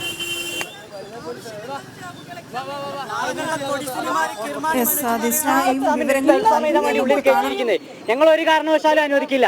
നാളുകളിലെ ഈ നാടിന് വേണ്ടി അഭിമാനമാവേണ്ട ആളുകളാണ് ഈ കിർമാണി മാനേജു. അതോടൊക്കെയുള്ള ഇവിടെ ഒരു വനിതാ പ്രവർത്തക പ്രതിഷേധിക്കുന്ന ഒരു സാഹചര്യമാണ് ഉണ്ടായത്. വനിതാ പ്രവർത്തകയെ ഇപ്പോൾ വനിതാ പോലീസുകാർ നിലവിലുണ്ടായിട്ടുള്ളത് അത്തരത്തിൽ വലിയ രീതിയിലുള്ള ഒരു പ്രതിഷേധമാണ് ഉണ്ടായത്. അവർ വനിതയായിരുന്നു, അതുകൊണ്ട് തന്നെ ആ ഘട്ടത്തിൽ വനിതാ പോലീസ് ഇല്ലാതെ അറസ്റ്റ് ചെയ്യാൻ പറ്റിയിരുന്നില്ല. ഇവിടെ സമരം ചെയ്യാൻ പറ്റില്ല സാറേ, ഇവിടെ മാന്യമായി സമരം ചെയ്യാൻ പറ്റില്ലേ? ഞങ്ങൾ എന്താ ചെയ്തത്? ഞങ്ങളല്ല കൊലക്കേസ് പ്രതികള്, ഞങ്ങളല്ല കൊലക്കേസ് പ്രതികള്, ഞങ്ങളല്ല കൊലക്കേസ് പ്രതികള്, ഞങ്ങളല്ല. വലിയ രീതിയിലുള്ള പ്രതിഷേധം തന്നെയാണ് പ്രവർത്തകരുടെ ഭാഗത്തു നിന്നും ഉണ്ടായിരിക്കുന്നത്. പോലീസും പ്രവർത്തകരും തമ്മിൽ കയ്യാങ്കളിയിലേക്ക് വരെ എത്തി നിൽക്കുന്ന ഒരു ദൃശ്യങ്ങൾ തന്നെയാണ് നമുക്കിപ്പോൾ കാണാൻ കഴിഞ്ഞിട്ടുള്ളത്. ഓരോ പ്രവർത്തകരെയും അറസ്റ്റ് ചെയ്ത് നീക്കുന്ന ഒരു സാഹചര്യം, ബലപ്രയോഗത്തിലൂടെ അറസ്റ്റ് ചെയ്ത് നീക്കേണ്ടി വരുന്ന ഒരു സാഹചര്യത്തിലേക്ക് പോലീസ് കടന്നിരിക്കുകയാണ്. കൂടുതൽ പോലീസിനെ സ്ഥലത്ത് വിന്യസിപ്പിക്കുന്ന ഒരു സാഹചര്യം. ഈ പ്രവർത്തകർ ഒന്നും തന്നെ ബലം പ്രയോഗിച്ച് നിൽക്കുന്ന ഒരു സാഹചര്യമാണ്. ഗതാഗതം പൂർണ്ണമായും ഉപരോധിക്കുന്ന ഒരു സാഹചര്യം ഉണ്ടായിട്ടുണ്ട്. അതുകൊണ്ട് തന്നെ കൂടുതൽ ആളുകളെ, കൂടുതൽ പോലീസിനെ ഇവിടെ സ്ഥലത്ത് വിന്യസിപ്പിക്കാനുള്ള ഒരു തീരുമാനവുമായി പോലീസ് എത്തിയിരിക്കുകയാണ്. എന്തായാലും ഇനിയും അല്പസമയത്തിനകം വലിയ രീതിയിലുള്ള വിവിധ സംഘടനകളുടെ ഭാഗത്തു നിന്ന് വലിയ രീതിയിലുള്ള പ്രതിഷേധം തന്നെയാണ് ഉണ്ടാവുക എന്ന് തന്നെയാണ് പോലീസിന് അറിയാൻ കഴിഞ്ഞിട്ടുള്ളത്. നമ്മൾ കണ്ടതാണ് നേരത്തെ മതിൽ ചാടി കടന്നു വരെ പ്രവർത്തകർ അകത്തേക്ക് കയറിയ ഒരു സാഹചര്യം ഉണ്ടായിരുന്നു. അതുകൊണ്ട് തന്നെ അത്തരത്തിൽ വലിയ രീതിയിലുള്ള സുരക്ഷാ സംവിധാനം ഒരുക്കിയിട്ടുണ്ടെങ്കിൽ കൂടിയും പ്രവർത്തകർ അതിക്രമിച്ച് അകത്തേക്ക് കയറുന്ന ഒരു സാഹചര്യമാണ് നിലവിലുള്ളത്. വലിയ രീതിയിലുള്ള ഒരു പ്രതിഷേധം തന്നെയാണുള്ളത്. ഈ റോഡ് മുഴുവൻ എവിടെ നിന്നാണ് ഈ പ്രതിഷേധം ഉയർന്നു വരുന്നത്? കാരണം രണ്ട് സൈഡിൽ നിന്നും വലിയ രീതിയിലുള്ള പ്രതിഷേധം ഉയർന്നു വരുന്ന ഒരു സാഹചര്യമുണ്ട്. പ്രവർത്തകരെ ബലപ്രയോഗത്തിലൂടെ അറസ്റ്റ് ചെയ്ത് നീക്കുവാനുള്ള ഒരു ശ്രമത്തിലേക്ക് പോലീസ് കടന്നിരിക്കുന്നു. നമ്മൾ നേരത്തെ കണ്ടതാണ് യൂത്ത് കോൺഗ്രസ് പ്രവർത്തകർ, അതിലൊരു വനിതാ പ്രവർത്തകയും ഉണ്ടായിരുന്നു. ആ പ്രവർത്തകയും ജുവനൈൽ ഹോമിന്റെ അകത്തേക്ക് മതിൽ ചാടിക്കടന്നു കയറി. പിന്നീട് പോലീസ് അകത്തെത്തുകയും അവരെ പിടിച്ചുകൊണ്ടുവരികയുമാണ് ചെയ്തത്. ആ ദൃശ്യങ്ങളൊക്കെ തന്നെയും നമ്മൾ കണ്ടതാണ്. അത്തരത്തിൽ ഇനി സമയം കുറച്ചുകൂടി അങ്ങോട്ടേക്ക് പോകുമ്പോൾ വലിയ രീതിയിലുള്ള പ്രതിഷേധം ഈ പ്രദേശത്തുണ്ടാവുമെന്ന് തന്നെയാണ് പോലീസ് കരുതുന്നത്. അതുകൊണ്ട് തന്നെ ഈ വാഹനത്തിൽ ഉൾപ്പെടെ കൂടുതൽ പോലീസിനെ ഈ സ്ഥലത്ത് വിന്യസിപ്പിച്ചിട്ടുണ്ട്. വലിയ രീതിയിലുള്ള പ്രതിഷേധമാണ് ഇവിടെ ഉണ്ടാവുന്നത്. പല ഭാഗത്തു നിന്നും ഈ പ്രവർത്തകർ ജുവനൈൽ ഹോമിന്റെ മുന്നിലേക്ക് വരുന്നു. ഷഹബാസിന്റെ കൊലയാളികളെ പരീക്ഷ എഴുതുവാൻ അനുവദിക്കില്ല എന്നൊരു കാര്യം തന്നെയാണ് ഈ പ്രതിഷേധക്കാർ പറഞ്ഞുകൊണ്ടിരിക്കുന്നത്. വിവരങ്ങൾ നൽകുകയായിരുന്നു. അവിടെ ജുവനൈൽ ഹോമിന് മുന്നിൽ നിന്ന് ആകെ പ്രതിഷേധമാണ്, റോഡ് ഉപരോധം, കുത്തിയിരുന്ന പക്ഷേ പോലീസ് സംവിധാനങ്ങൾ ഉണ്ടെങ്കിലും അവിടെ മതിൽ ചാടി കടക്കുന്നത് തുടരുകയാണ്. അത് അവർ തന്നെ പിടിയിലായവർ തന്നെ ചോദിക്കുന്നു, ഞങ്ങളാണോ പ്രതികൾ എന്ന് ചോദിക്കുന്നത്. പ്രതികൾ അകത്തിരുന്ന് പരീക്ഷ എഴുതുകയാണ്. ഷഹബാസിന് മാത്രമാണ് പരീക്ഷ എഴുതാൻ കഴിയാതെ പോയത്. അതിലുള്ള കൂട്ടുകാരുടെ സങ്കടം കൂടിയാണ് പുറത്ത് കണ്ടത് എന്ന് പറയേണ്ടി വരും. കാരണം ഇപ്പോൾ നമ്മൾ അതിൻ്റെ വാർത്തകളൊക്കെയാണ് ഇന്നും നമ്മൾ തുടങ്ങിയത് തന്നെ ഈ പരീക്ഷാ ചൂടിൻ്റെ വാർത്തയുമായൊക്കെ. അതെ, SSLC ഹയർ സെക്കൻഡറി പരീക്ഷകൾ ഇന്ന് തുടങ്ങുകയാണ്. സംസ്ഥാനത്ത് പരീക്ഷ നടക്കുന്നത് 2964 കേന്ദ്രങ്ങളിലാണ്. ഇരു വിഭാഗങ്ങളിലുമായി 15 ലക്ഷം വിദ്യാർത്ഥികളാണ് പരീക്ഷാ ഹാളുകളിലേക്ക് എത്തുന്നത്. കൊച്ചിയിൽ നിന്ന് സുധീഷ് ഗോപാൽ, കോഴിക്കോട് നിന്ന് ദിസ്ന സുരേഷ് എന്നിവർ ചേരും. ആദ്യം സുധീഷ് ഗോപാലിലേക്ക് പോകുമ്പോൾ, സുധീഷ്, നമ്മൾ രാവിലെ തന്നെ തിരുവനന്തപുരത്തെ അവസ്ഥ കണ്ടതാണ്. നിരവധി കുട്ടികളാണ് ഇന്ന് പരീക്ഷ എഴുതാനായി എത്തുന്നത്. വളരെ ഒരു ഭയം ഉള്ളിലുണ്ടാകും.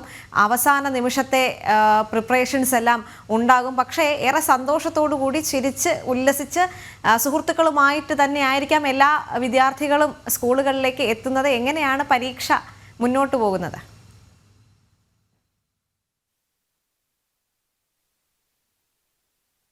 ദേവിക, ഇന്ന് രാവിലെ 9:15 തന്നെ ഈ പരീക്ഷയ്ക്ക് എത്തുന്ന വിദ്യാർത്ഥികളെല്ലാം തന്നെ സ്കൂളിൽ എത്തണം എന്നാണ് പറയുന്നത്. അത് ഫസ്റ്റ് ബെൽ 9:15 അടിക്കും. അതിന് മുമ്പായി എത്തണമെന്നാണ് പറയുന്നത്. രാവിലെ 7 മണി മുതൽ ഈ ഓരോ പരീക്ഷാ കേന്ദ്രങ്ങളിലേക്കും. ഞാൻ നിൽക്കുന്നത് എറണാകുളം കാക്കനാട്ടെ തെങ്ങോട് ഗവൺമെൻറ് ഹൈസ്കൂളിന് മുന്നിലാണ്. ഇവിടെ ഒരു പ്രത്യേകത കൂടിയുണ്ട്. ഇവിടെ SSLCക്ക് ഇന്ന് പരീക്ഷയ്ക്ക് എത്തേണ്ട ഒരു കുട്ടിയുടെ ദേഹത്താണ് സഹപാഠികൾ നേരത്തെ ചൊറിയുന്ന പൊടി ഇട്ടത്. നായ്ക്കരണപ്പൊടി ും പ്രശ്നങ്ങളുമൊക്കെ ഉണ്ടായത്. അത്തരത്തിൽ ഏറെ ശാരീരിക മാനസിക ബുദ്ധിമുട്ടുകൾ നേരിട്ടുകൊണ്ടാണ് ആ കുട്ടി ഇന്ന് പരീക്ഷയ്ക്കായി ഇവിടെ എത്തുന്നത്. അത് അത്തരത്തിൽ ഈ സ്കൂളുകളിലും മറ്റുമുള്ള അക്രമ സംഭവങ്ങളും മറ്റും അതിക്രമിച്ചു വരുന്ന ഇതും എടുത്തു പറയേണ്ടതാണ്. അത്തരം പ്രത്യേകതയുള്ള ഒരു സ്കൂളാണ്. ഇവിടെ 17 കുട്ടികളാണുള്ളത്. ഇന്ന് ഹൈസ്കൂൾ, അതോടൊപ്പം തന്നെ ടെക്നിക്കൽ ഹൈസ്കൂൾ, സ്പെഷ്യൽ സ്കൂളുകൾ അടക്കമുള്ള സ്കൂളുകളിലാണ് SSLC പരീക്ഷകൾ നടക്കുന്നത്. +2 പരീക്ഷ ഉച്ചയ്ക്ക് ശേഷവുമാണ്. ഇവിടെ ഈ വേനൽ കടുക്കുന്ന ഒരു സാഹചര്യത്തിൽ കുട്ടികൾക്കുള്ള കുടിവെള്ളമടക്കം സ്കൂളുകളിൽ ഇവർക്ക് ലഭ്യമാക്കുന്നതിന് വേണ്ടിയുള്ള സൗകര്യങ്ങൾ ഒരുക്കിയിട്ടുണ്ട്. അതോടൊപ്പം തന്നെ എറണാകുളം ജില്ലയും പ്രത്യേകിച്ചും ഈ വനയോര മേഖല ഉൾപ്പെട്ട ഒരു ജില്ലയാണ്. അതുകൊണ്ട് തന്നെ അത്തരം കേന്ദ്രങ്ങളിൽ ചോദ്യപേപ്പറുകളും മറ്റും എത്തിക്കുന്നതിന് വനം വകുപ്പ് ഉദ്യോഗസ്ഥരുടെ കൂടി സഹായം ലഭ്യമാക്കിയിട്ടുണ്ട്. ആ രീതിയിൽ എല്ലാ തരത്തിലുള്ള ക്രമീകരണങ്ങളും ഒരുക്കങ്ങളും പൂർത്തിയായതായി വിദ്യാഭ്യാസ വകുപ്പിൽ നിന്നും അറിയിച്ചിട്ടുണ്ട്. ഇന്ന് രാവിലെ 9:15 കുട്ടികൾ എത്തിയാൽ പരീക്ഷ തുടങ്ങുമ്പോൾ വലിയ പ്രതീക്ഷയോടെ തന്നെയാണ് കാണുന്നത്. മുൻ വർഷങ്ങളെ അപേക്ഷിച്ച് കൂടുതൽ കൃത്യതയോടുകൂടിയുള്ള, ഇല്ലെങ്കിൽ കൂടുതൽ കാര്യക്ഷമമായ ഒരു മൂല്യനിർണ്ണയമാണ് ഈ പ്രാവശ്യം ഉണ്ടാകുക എന്നും മറ്റും പറയുന്നുണ്ട്. അതുകൊണ്ട് തന്നെ കുട്ടികൾ വളരെ കാര്യമായി തന്നെ പഠിച്ച് പരീക്ഷ എഴുതേണ്ട ഒരു സാഹചര്യം ഇത്തവണ ഉണ്ട് എന്ന മുന്നറിയിപ്പോടു കൂടി തന്നെയാണ് കുട്ടികളെ പരീക്ഷയ്ക്ക് സജ്ജരാക്കിയിട്ടുള്ളത്. നേരത്തെ തന്നെ IT പരീക്ഷയും മറ്റും ഫെബ്രുവരി 3-ാം തീയതി ഹൈസ്കൂളിൽ ഇത് പൂർത്തിയായിരുന്നു. അതിനുശേഷമാണ് ഇപ്പോൾ മറ്റ് പരീക്ഷകൾക്കായി കുട്ടികൾ എത്തുന്നത്. വലിയ പ്രതീക്ഷയോടെ കുട്ടികൾ അല്പസമയത്തിനുള്ളിൽ തന്നെ ഇവിടേക്ക് എത്തിച്ചേരും. ഈ സ്കൂളിൽ 17 കുട്ടികളാണ്. അതിലേതാണ്ട് 7 കുട്ടികൾ ഇപ്പോൾ എത്തിക്കഴിഞ്ഞു. ഇനി 10 കുട്ടികൾ കൂടി മാത്രമാണ് ഇവിടെ പരീക്ഷയ്ക്കായി എത്താനുള്ളതും. ദേവിക. ശരി സുധീഷ്. സംസ്ഥാനത്ത് എയ്ഡഡ് വിദ്യാഭ്യാസ സ്ഥാപനങ്ങളിൽ ഭിന്നശേഷി വിഭാഗത്തിൽപ്പെട്ടവർക്ക് തൊഴിൽ സംവരണം നടപ്പാകുന്നില്ലെന്ന് പരാതി. എയ്ഡഡ് സ്ഥാപനങ്ങളിൽ ഭിന്നശേഷി വിഭാഗക്കാർക്ക് 4% സംവരണം നൽകണമെന്നാണ് സുപ്രീം കോടതി ഉത്തരവ്. കേരളത്തിൽ 2000-ലധികം ഭിന്നശേഷി സംവരണ ഒഴിവുകൾ റിപ്പോർട്ട് ചെയ്യപ്പെട്ടിട്ടും നടപ്പാക്കുന്നില്ല എന്നാണ് ഭിന്നശേഷി ഉദ്യോഗാർത്ഥികളുടെ പരാതി. ഇത് അക്ഷയ്, പത്തനംതിട്ട തോട്ടഭാഗം സ്വദേശിയാണ്. 90% ഭിന്നശേഷിക്കാരെ. അനധ്യാപക യോഗ്യത നേടിയ ഭിന്നശേഷി ഉദ്യോഗാർത്ഥിയാണ് അക്ഷയ്. എയ്ഡഡ് വിദ്യാലയങ്ങളിൽ ഭിന്നശേഷി തൊഴിൽ സംവരണം നടപ്പാക്കണമെന്ന സുപ്രീം കോടതി ഉത്തരവ് പ്രാവർത്തികമാക്കിയാൽ അക്ഷയ്ക്കും ജോലി ലഭിക്കും. സംസ്ഥാനത്ത് 2000-ലേറെ ഭിന്നശേഷി ഒഴിവുകൾ റിപ്പോർട്ട് ചെയ്യപ്പെട്ടിട്ടും ഭിന്നശേഷിക്കാരായ ഉദ്യോഗാർത്ഥികൾക്ക് തൊഴിൽ സാഹചര്യം സൃഷ്ടിക്കപ്പെടുന്നില്ല എന്നാണ് അക്ഷയുടെ പരാതി.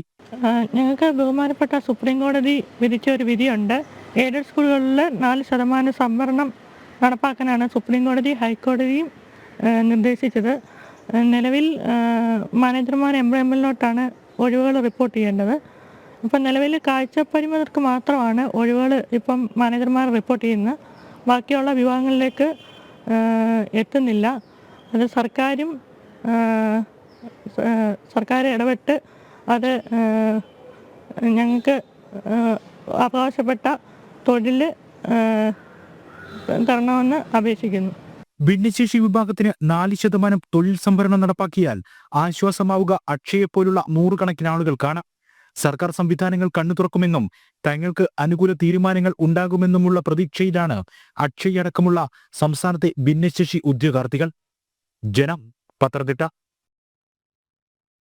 തിരുവനന്തപുരത്ത് നിന്നും ബംഗളൂരുവിലേക്കുള്ള KSRTC Swift Gajraj bus service നടത്തി. ചെമ്പാനൂരിൽ നിന്നും വൈകിട്ട് 5:30 പുറപ്പെടേണ്ട ബസ് ഇന്ന് മുതൽ എറണാകുളത്ത് നിന്നാകും സർവീസ് ആരംഭിക്കുക.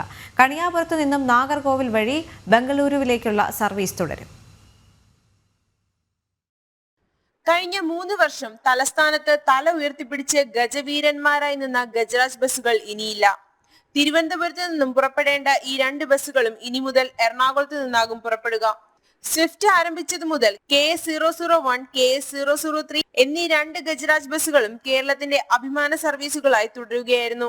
ആദ്യകാലത്ത് 1,40,000 രൂപയായിരുന്നു തിരുവനന്തപുരത്ത് നിന്ന് പുറപ്പെട്ട് തിരികെ ബംഗളൂരുവിലെത്തി തിരികെ തിരുവനന്തപുരത്തേക്ക് എത്തുമ്പോൾ ഉണ്ടായിരുന്ന വരുമാനം. ദേശീയപാത നിർമ്മാണം തുടങ്ങിയതോടെ തിരുവനന്തപുരത്ത് നിന്നും എറണാകുളം വരെയുള്ള യാത്ര ദുഷ്കരമായി. രാവിലെ 8 മണിക്ക് ബംഗളൂരുവിൽ എത്തിച്ചേരേണ്ട ബസ് 11 മണി കഴിയുമ്പോഴാണ് ബംഗളൂരുവിൽ എത്തിച്ചേരുന്നത്. അതിനാൽ തിരുവനന്തപുരത്ത് നിന്ന് ആളുകൾ കയറുന്നത് കുറഞ്ഞു.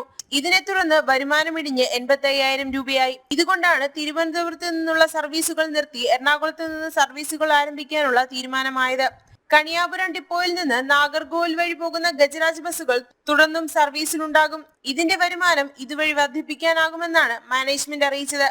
എന്നാൽ തമ്പാനൂരിൽ നിന്നുള്ള ബസ്സുകൾക്ക് MC റോഡ് വഴി വൈറ്റില കയറിപ്പോയാൽ കൃത്യസമയത്ത് എത്താൻ കഴിയും എന്നുള്ള വാദങ്ങളും ഉയരുന്നുണ്ട്. ജനം, തിരുവനന്തപുരം. ഇടുക്കി വണ്ടിപ്പെരിയാറിൽ ജനവാസ മേഖലയ്ക്ക് സമീപം കടുവ.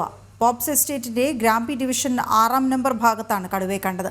റോഡ് നിർമ്മാണത്തിനെത്തിയ JCB ഓപ്പറേറ്റർമാരാണ് കടുവ തേയിലക്കാട്ടിന് സമീപം നിൽക്കുന്നതായി കണ്ടത്. സുബിൻ തോമസ് ചേരുന്നുണ്ട് വിവരങ്ങളുമായി. സുബിൻ, ദൃശ്യങ്ങളിലും കാണാം, വിവരങ്ങൾ എന്തൊക്കെയാണ്?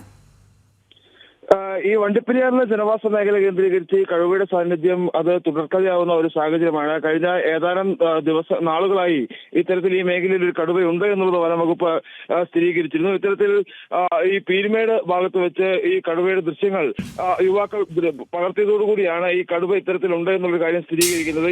ഈ ഒരു ഇപ്പൊ നിലവിലുള്ള ഒരു കടുവ കൂടാതെ മറ്റ് 2 കടുവകൾ കൂടി ഉണ്ട് എന്നുള്ള സ്ഥിരീകരിക്കാത്ത വിവരങ്ങളുമുണ്ട്. എന്തായാലും ഇന്നലെയാണ് ഇത്തരത്തിൽ pops estate Grampi division 6-ാം number ഭാഗത്ത് ഇത്തരത്തിൽ ഒരു കടുവയെ കണ്ടത്. റോഡ് പണിക്ക് എത്തിയ ആളുകളാണ് കടുവയെ കണ്ടിരുന്നത്. ഈ JCB ഓപ്പറേറ്റർമാർ ഈ റോഡിന്റെ നിർമ്മാണ പ്രജോലനം നടത്തുന്നതിനിടെ നേരെ എതിർവശത്തുള്ള ആ പുൽമേട്ടിൽ കടുവ കിടക്കുന്നത് കാണുകയായിരുന്നു. തുടർന്ന് ഇവരാണ് ഈ ദൃശ്യങ്ങൾ പകർത്തിയത്. ഇത്തരത്തിൽ തുടർച്ചയായി ജനവാസ മേഖലയിൽ കടുവയുടെ സാന്നിധ്യം ഉള്ളതുകൊണ്ട് തന്നെ ഈ മേഖലയിൽ കടുത്തൊരു ആശങ്കയും ഉടലെടുത്തിട്ടുണ്ട്. പ്രധാനമായും ഈ തോട്ടം മേഖലയാണ്. തോട്ടം തൊഴിലാളികൾ സ്ഥിര ജോലിക്കെത്തുന്ന പ്രദേശം. കൂടാതെ ഈ വളർത്തുമൃഗങ്ങളെ ഉൾപ്പെടെ ഈ തോട്ടത്തിലൂടെ അടിച്ചുവിടുന്ന സാഹചര്യമുണ്ട്. പലപ്പോഴും ഈ പശു ഉൾപ്പെടെയുള്ള വളർത്തുമൃഗങ്ങളെ വന്യമൃഗങ്ങൾ പിടിക്കുന്ന ഒരു സാഹചര്യമുണ്ടായിരുന്നു. ആ സമയത്ത് പുലി ആവാമെന്നുള്ള നിഗമനമായിരുന്നു ആദ്യഘട്ടത്തിലേക്ക് ഉണ്ടായിരുന്നത്. പിന്നീടാണ് കടുവയാണ് എന്നുള്ളൊരു സ്ഥിരീകരണത്തിലേക്ക് എത്തിയത്. ഇത്തരത്തിൽ ഈ കടുവ ഉണ്ട് എന്നുള്ളൊരു സ്ഥിരീകരണം ഉണ്ടായിട്ടും വനംവകുപ്പിന്റെ ഭാഗത്തുനിന്ന് ഇതിനെ പിടികൂടി കൊണ്ടുപോകാനുള്ള ഒരു ഇടപെടൽ ഉണ്ടാകുന്നില്ല എന്നുള്ളതാണ് ഏറ്റവും പ്രധാനപ്പെട്ട ഒരു കാര്യം. ഇത്തരത്തിൽ കടുവ വലിയ അക്രമാസക്തനല്ല എന്നുള്ളൊരു വാദമാണ് ഈ വനംവകുപ്പ് ഉദ്യോഗസ്ഥർ മുമ്പോട്ട് വയ്ക്കുന്നത്. കടുവ അക്രമാസക്തനാകുന്നില്ല, അല്ലെങ്കിൽ എപ്പോഴും ജനവാസ മേഖലയിലേക്ക് കാണുന്നില്ല, വല്ലപ്പോഴും മാത്രമാണ് കാണുന്നത് എന്നുള്ളൊരു വിശദീകരണമാണ് വനംവകുപ്പ് ഉദ്യോഗസ്ഥർ നൽകുന്നത്. പക്ഷേ തോട്ടം മേഖലയെ സംബന്ധിച്ച് ഈ ലയങ്ങൾക്കൊക്കെ സമീപത്ത് വരെ ഈ കടുവ എത്തുന്ന ഒരു സാഹചര്യമുണ്ട്. ഇപ്പോൾ ഈ എസ്റ്റേറ്റിന് തൊട്ട് ചേർന്ന് തന്നെ ഈ ലയങ്ങളെല്ലാം തന്നെ ഉണ്ട്. അവിടേക്ക് വരെ ഈ കടുവ എത്താനുള്ള സാധ്യതയുണ്ട്. അതുകൊണ്ട് തന്നെ അടിയന്തരമായി ഈ കടുവയെ കൂടുവച്ച് പിടികൂടി കൊണ്ടുപോകണമെന്നൊരു ആവശ്യം അവർ മുമ്പോട്ട് വയ്ക്കുന്നുണ്ട്. കൂടാതെ ഒരു ദ്രുതകർമ്മ സേനയെ നിയമിക്കണമെന്നൊരു ആവശ്യവും ജനങ്ങൾ മുമ്പോട്ട് വയ്ക്കുന്നുണ്ട്. ശരി സുബിൻ. വന്യജീവി ആക്രമണങ്ങളെ തടയാൻ സ്ഥാപിച്ച പ്രതിരോധ സംവിധാനങ്ങളുടെ പ്രവർത്തനക്ഷമതയിൽ വനം വകുപ്പിന് കൃത്യതയില്ല. പ്രതിരോധ സംവിധാനം എത്ര ശതമാനം കാര്യക്ഷമമെന്ന് വ്യക്തമാക്കാൻ കഴിയില്ലെന്ന് വിവരാവകാശ രേഖ. സംസ്ഥാനത്ത് വന്യജീവി ആക്രമണങ്ങൾ വർദ്ധിക്കുമ്പോഴാണ് സർക്കാരിന്റെ അനാസ്ഥ. ഇത് സംബന്ധിച്ച വിവരാവകാശ രേഖ ജനം ടിവിക്ക് ലഭിച്ചു. പ്രശാന്ത് ശങ്കരമംഗലത്ത് ചേരുന്നുണ്ട് വിവരങ്ങളുമായി. പ്രശാന്ത്, ഈ റിപ്പോർട്ടിന്റെ കൂടുതൽ വിവരങ്ങൾ എന്തൊക്കെയാണ്?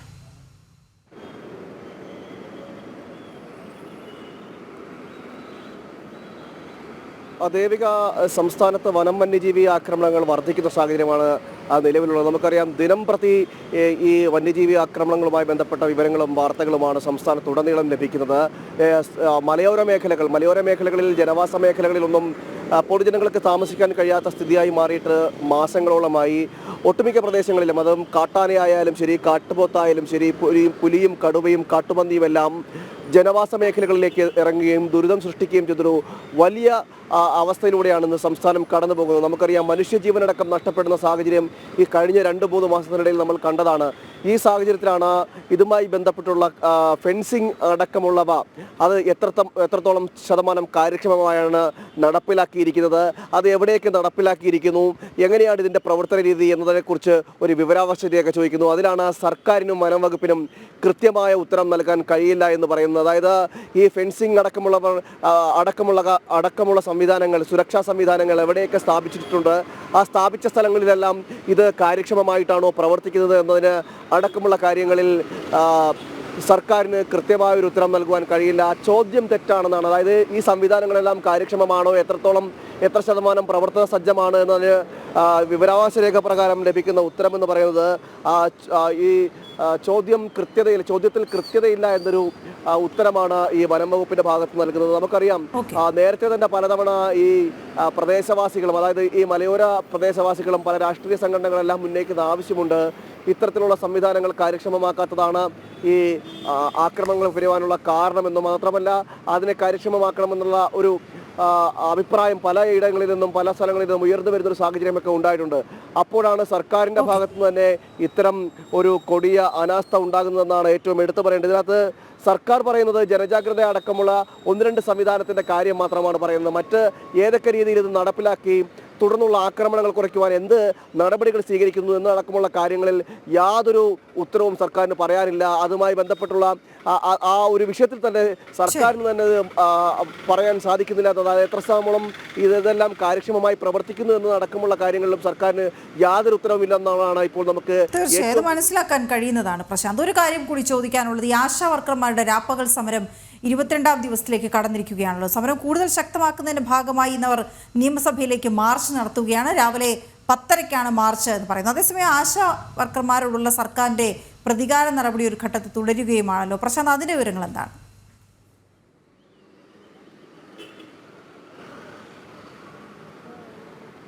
ഇന്ന് രാവിലെ 10:30 മുതലാണ് ഈ മാർച്ച് ആരംഭിക്കുന്നത്. രാപ്പകൽ സമരവേദിയായ സെക്രട്ടേറിയറ്റിന് മുന്നിൽ നിന്ന് തന്നെയാണ് സമരം ആരംഭിക്കുക. അതായത് സെക്രട്ടേറിയറ്റിന് മുന്നിൽ നിന്ന് ആരംഭിക്കുന്ന സമരം നിയമസഭയിലേക്ക് മാർച്ചായി മാർച്ച് നിയമസഭയിലേക്ക് നടക്കുമെന്നാണ് ഇപ്പോൾ നമുക്ക് ഇവിടെ നിന്ന് മനസ്സിലാക്കാൻ കഴിയുന്നത്. പരമാവധി ഈ ആശാപ്രവർത്തകരെ ഉൾപ്പെടുത്തിക്കൊണ്ടായിരിക്കും മാർച്ച് സംഘടിപ്പിക്കുക. നമുക്കറിയാം, നേരത്തെ തന്നെ സർക്കാരിൻ്റെ ഭാഗത്തു നിന്ന് വലിയ രീതിയിലുള്ള പ്രതികാര നടപടികൾ ഉണ്ടായിരുന്നു. ഇന്ന് 22ാം ദിവസത്തിലേക്കാണ് ഈ സമരം കടക്കുന്നത്. കഴിഞ്ഞ ഫെബ്രുവരി 10-ാം തീയതിയാണ് സമരം ആരംഭിച്ചത്. എന്നാൽ ഈ സമയമാകുമ്പോഴും സർക്കാരിൻ്റെ ഭാഗത്തു നിന്ന് ഇവർക്ക് അനുകൂലമായിട്ടുള്ള, അതായത് ഏതൊരു കാര്യത്തിന് വേണ്ടിയാണോ സമരം ആരംഭിച്ചത് ആ കാര്യങ്ങളിലൊന്നും നടപടി ഉണ്ടാകുന്നില്ല എന്നാണ് സമരസമിതിക്കാർ ആരോപിക്കുന്നത്. അതുകൊണ്ട് തന്നെ സമരം കൂടുതൽ ശക്തമാക്കുകയാണ് സമരസമിതി ഉദ്ദേശിക്കുന്നത്. മാത്രമല്ല, സർക്കാരിന്റെ ഭാഗത്തുള്ള പ്രതികാര നടപടി എന്ന് പറയുന്നത് ആദ്യം കേസെടുത്തുകൊണ്ടായിരുന്നു. സമരത്തിൽ ഏർപ്പെട്ട മഹാസംഗമം അടക്കമുള്ള സമരത്തിൽ ഏർപ്പെട്ടവർക്കെതിരെ കേസെടുത്തിരുന്നു. തുടർന്ന് ഇങ്ങോട്ട് കഴിഞ്ഞ ദിവസം ഉണ്ടായ സമരക്കാരുടെ മഴ നനയാതിരിക്കുവാൻ കെട്ടിയ ഷീറ്റ് അടക്കം പൊളിച്ചുകൊണ്ടുള്ള പ്രതികാരം സർക്കാരിന്റെ ഭാഗത്തുണ്ടായിരുന്നു. ഇതെല്ലാമാണ് സമരക്കാരെ ചൊടിപ്പിച്ചിരിക്കുന്നത്. അതുകൊണ്ട് തന്നെ കൂടുതൽ ശക്തമാക്കുക, അതിന്റെ ഭാഗമായിട്ടാണ് ഇന്ന് രാവിലെ 10:30-ന് നിയമസഭയിലേക്ക് മാർച്ച് നടത്തുന്നത്. ഓക്കെ, ശരി പ്രശാന്ത്. പുത്തൻപുലരിയുടെ സമയം ഇവിടെ പൂർണ്ണമാവുകയാണ്. എന്നാൽ വാർത്തകൾ അവസാനിക്കുന്നില്ല. ഇടവേളയ്ക്ക് ശേഷം ലൈവ് റിപ്പോർട്ട്സ് കാണാം. നമസ്തേ.